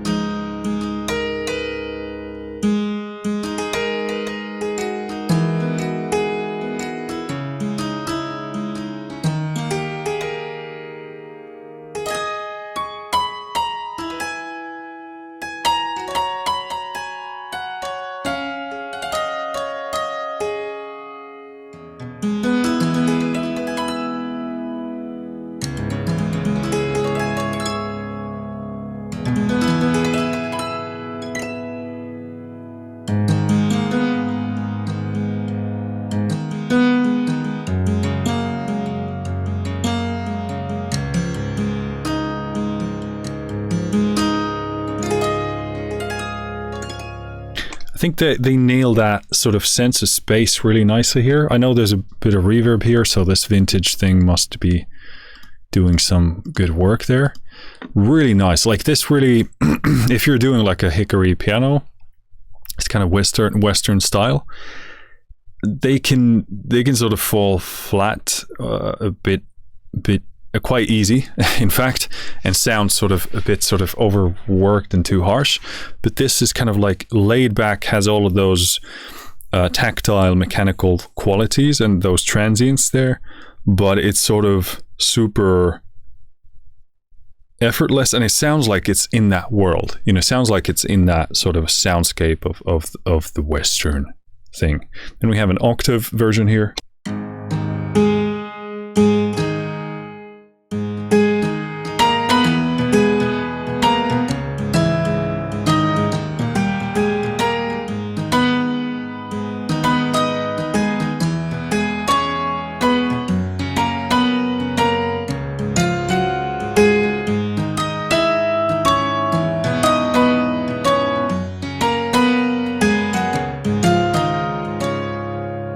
Very nice. That's going to be important if you want to go for that Western sound. Super cool. Reverse hickory.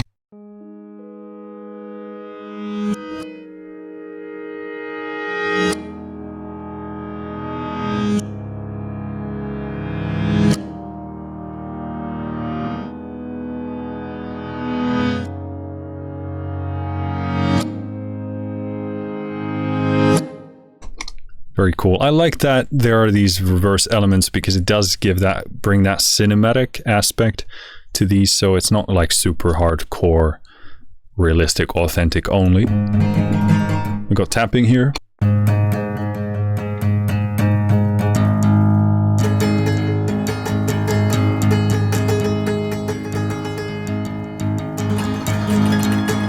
That goes pretty hard. Okay, we got dynamics there.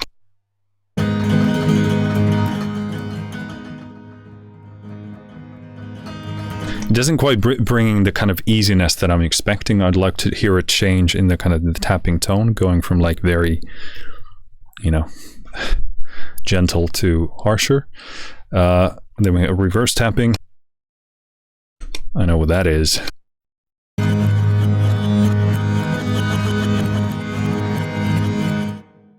Stack tapping.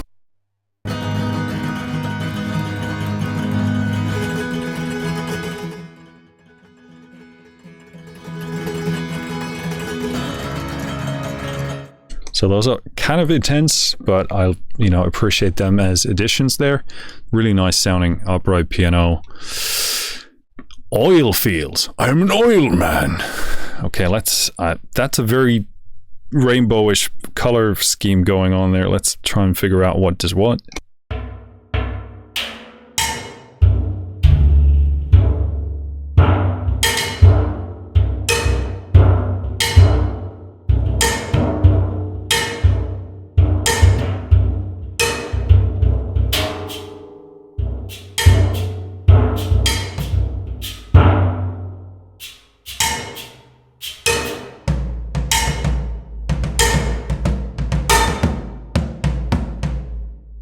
All right, so orange seems to be the single thing. Then we have just like snares straight up, some hi-hats.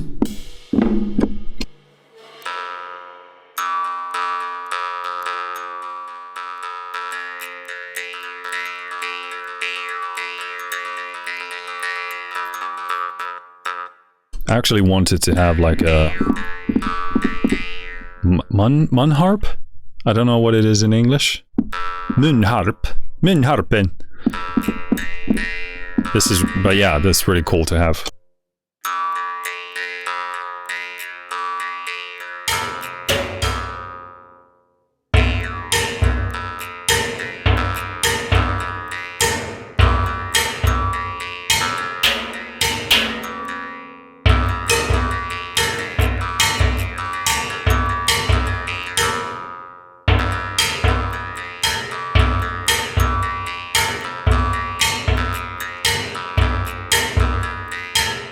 a really weird mix of things.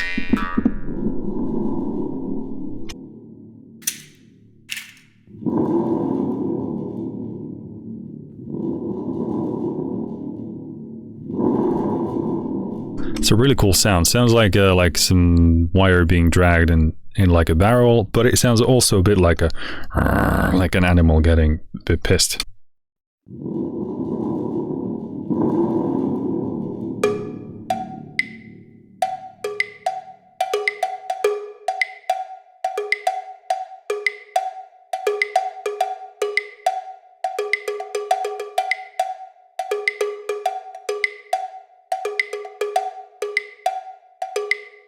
They're really good with tone, like that's just like really spot on, beautiful sounding thing.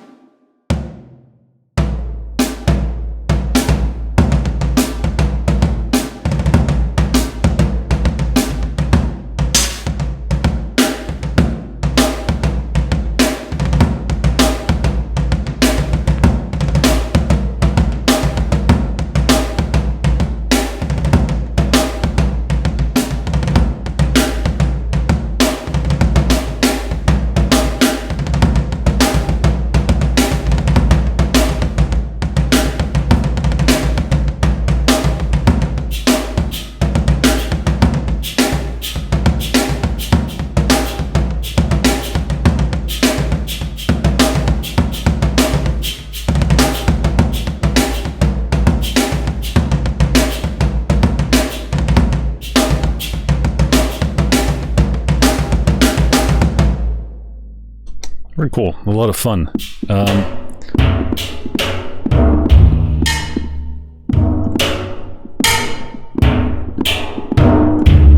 I like this oil drum.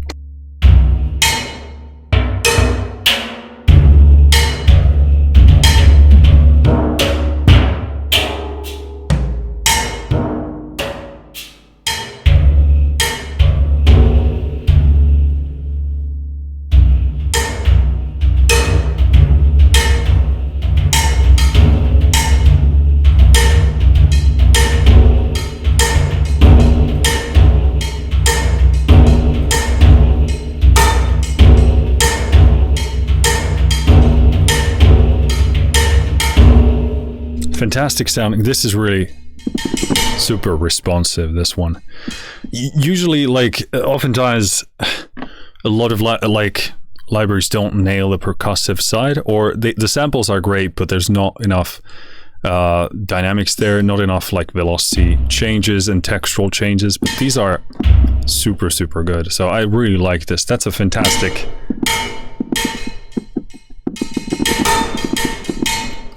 sound. Okay, did we go through all of it? Yes, we did. Okay, I thought we would never ever get there, but seems like we did. It's a bit of a long demo, but hey, it's a pretty sizable library. So to summarize this, overall, super impressed with this developer. There's a lot of like just stellar, fantastic stuff in here. Again, I celebrate their kind of mindset and you know, taking on these sort of certain concepts and themes and then working inside that and making these thematic libraries. And you know, I expressed my concern in the beginning of like, I like these thematic ideas, but usually the library doesn't end up being quite as cohesive and unified in its style and the theme that as I want it to. But I'm happy to report that, at least to my humble taste, it does succeed in doing that. It definitely is like a one cohesive package, and very much coming from that same world and, you know, catering to that same sound. So first of all, like, that is a check in the box. Fantastically done. Let me open the side panel here and let me actually make this this window also somewhat smaller, so I can look at this at the same time while I summarize, and you can witness my beautiful physical appearance. Fairview Ensemble. I loved the fires, the flints, the dust devils. The short hairpins are like absolutely fantastic. What was most striking about this to me is that the sound is so polished and nicely balanced. Big, hefty low end that kind of creates this very nice sense of presence. Then very spacious mids that sound super warm but effortless, and then a beautiful amount of sheen at the top. So they really nail the tone of that. It's very screen ready, very polished. For the frontiers, I would actually love to prefer to have these just be like fully a wave kind of coming in and out, instead of having the static level and then a bit of a bump, etc. But the fires, flints, dust devils, everything is just super good. Shorts sound beautiful, but you need to use them in a certain way so that they sound contextual to the music and therefore realistic. But they're not like super diverse shorts, but what they do it beautifully. Going into the legatos, I was actually very positively surprised by these ones, because again, it can be a tough thing to tackle legato strings, and there are a lot of heavy hitters in this space. But the violins sound beautiful. It definitely has like a tint of that kind of Western style. So you have to kind of remember that when you're listening to it. You have to stylistically keep that in mind.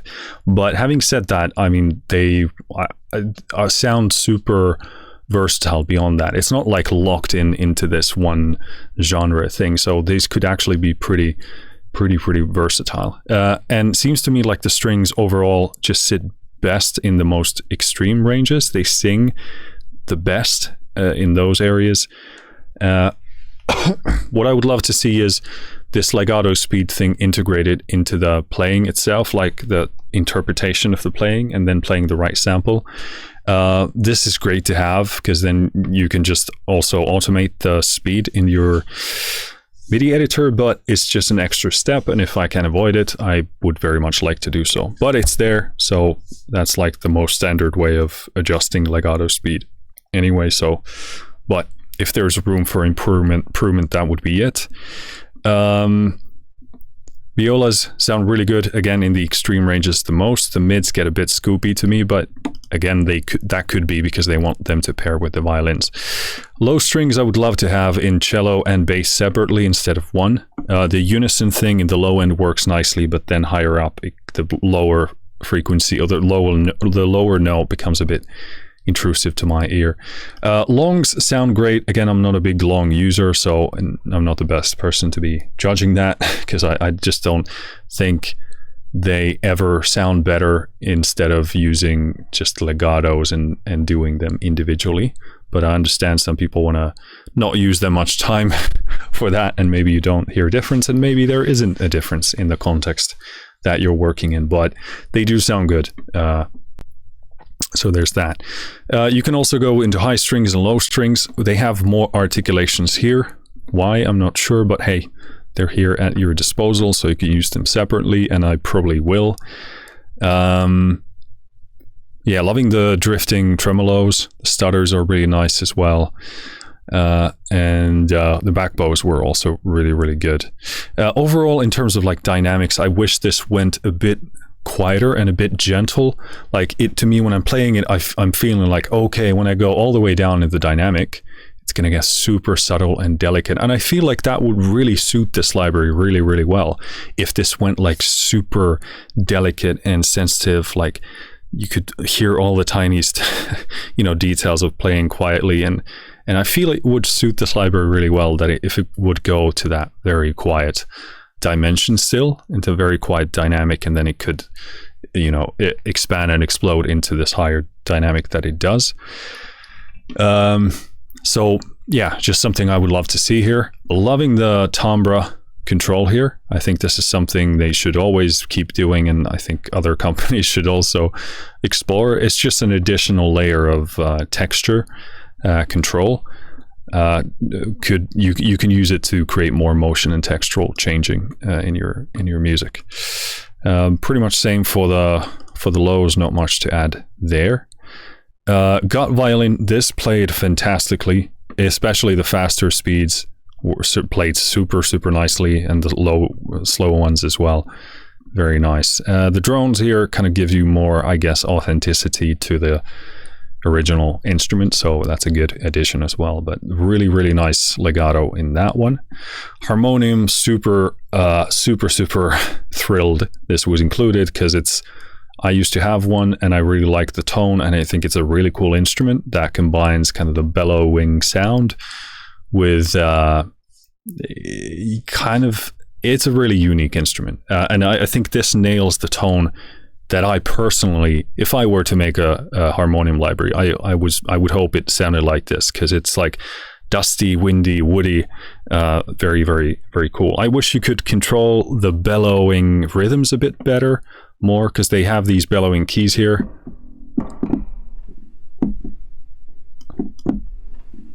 Yeah, you can just about hear something, but it's like a steady thing.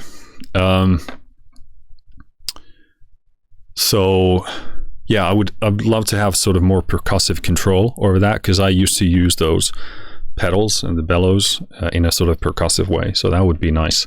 Really appreciate the exhales here, they're really good, and the exiles as well. Really like the yonder texture here. I wish this had a few more of these textures, like different patterns, essentially, that the player is sort of repeating there. I would love to have more of those, because I think it really works nicely with this instrument. But yeah, tone just fantastic, and yeah, overall really nicely done. Electric guitar, there's a lot of stuff here to try and remember. I think this one worked. The steel acoustic and nylon are just really good. So I think the electric ones were a bit weaker in comparison to those. They just don't play as realistically. I don't know why, but it's just my experience. Tone with these is just absolutely fantastic. They're just really well processed in the effects department, so they're super vibey, very nice. I appreciate all of these different, like the coin tremolos, etc. Really nice. The smoke box was super creative, vibey, cool sound. Like I said, wait a minute, let me try and get my bearings there. Yeah, well, yeah, let's go on to the steel acoustic. Fantastic. I love all of these rhythms. They are so well produced. The tone is great. The sense of space and presence, beautiful. Just tone is just to die for. And this plays super nicely with just the long notes as well. So absolutely fantastic job there. Nylon acoustic, same thing. Rhythms, fantastic. Longs, fantastic. And also like these different wends. You can do a super like realistic stuff with this. And to me, I was really surprised that these were super inspiring. Like, I don't usually respond very well to like the chord approach, but I think these are so well played and so well produced, and they have so much vibe that they're just like beckoning you to write some music with them. So very impressed by that. Same thing with the Mandola. The tone of this is just like superb. Perfect amount of like presence and rattle there in the tone. Insanely well done. Trumpets, really nice if you're in the kind of stay in the chordal or sort of special, not effect, but we have these motives here, different sort of motives. If you stay in that realm, or do like drones or sustains or like chords, you're good to go. And you have enough flexibility here to cater to a lot of different types of movement in music. But this is not going to be like a legato solo trumpet thing. So you're going to have to source that from somewhere else, or do a lot of programming with the longs and kind of tuck it in there in the music. Same thing for the harmonica, essentially, just same concept there. But yeah, beautiful tone for both. Like the trumpets were super vibey, very kind of like dark, broken, lo-fi-ish. Kind of same thing for the harmonica. Upright piano is probably probably the best like hickory Western style piano that I've heard. It just does that sound super effortlessly and doesn't overblow it, doesn't get too harsh. It's sort of very laid back and effortless, and there's something about the sense of space there that sounds very authentic to me. So really well done in that field as well. And the percussion's super surprising to me. Lots of dynamic range there, velocity, and also the textural change in that dynamic range is really, really good. Really liking the oil barrel, and then we have the moon harp, or whatever this is in English. Really good. And then these kind of effects are just, or percussive instruments, beautiful sense of space, and everything sounds super effortless. So that's kind of like like I felt like I wanted to do a detailed run through here in case you just want to come to the end and get that summary. But yeah, I'm really impressed with this developer. It's super cool. Really impressed by how well they get the tone and the vibe down so really well. So I would love to check out more from Westwood instruments, because this was super cool, and I had a lot of fun as well. So that's always a good sign that a library is doing something musically inspiring when you're having fun. So in case you have grabbed this yourself already, let me know what you think down in the comments, and as always, do please let me know what you think of this video as well. And I hope it's been useful in helping you decide whether this is for you or not. Thank you for listening. Thank you for watching. I'll see you next time. Finished.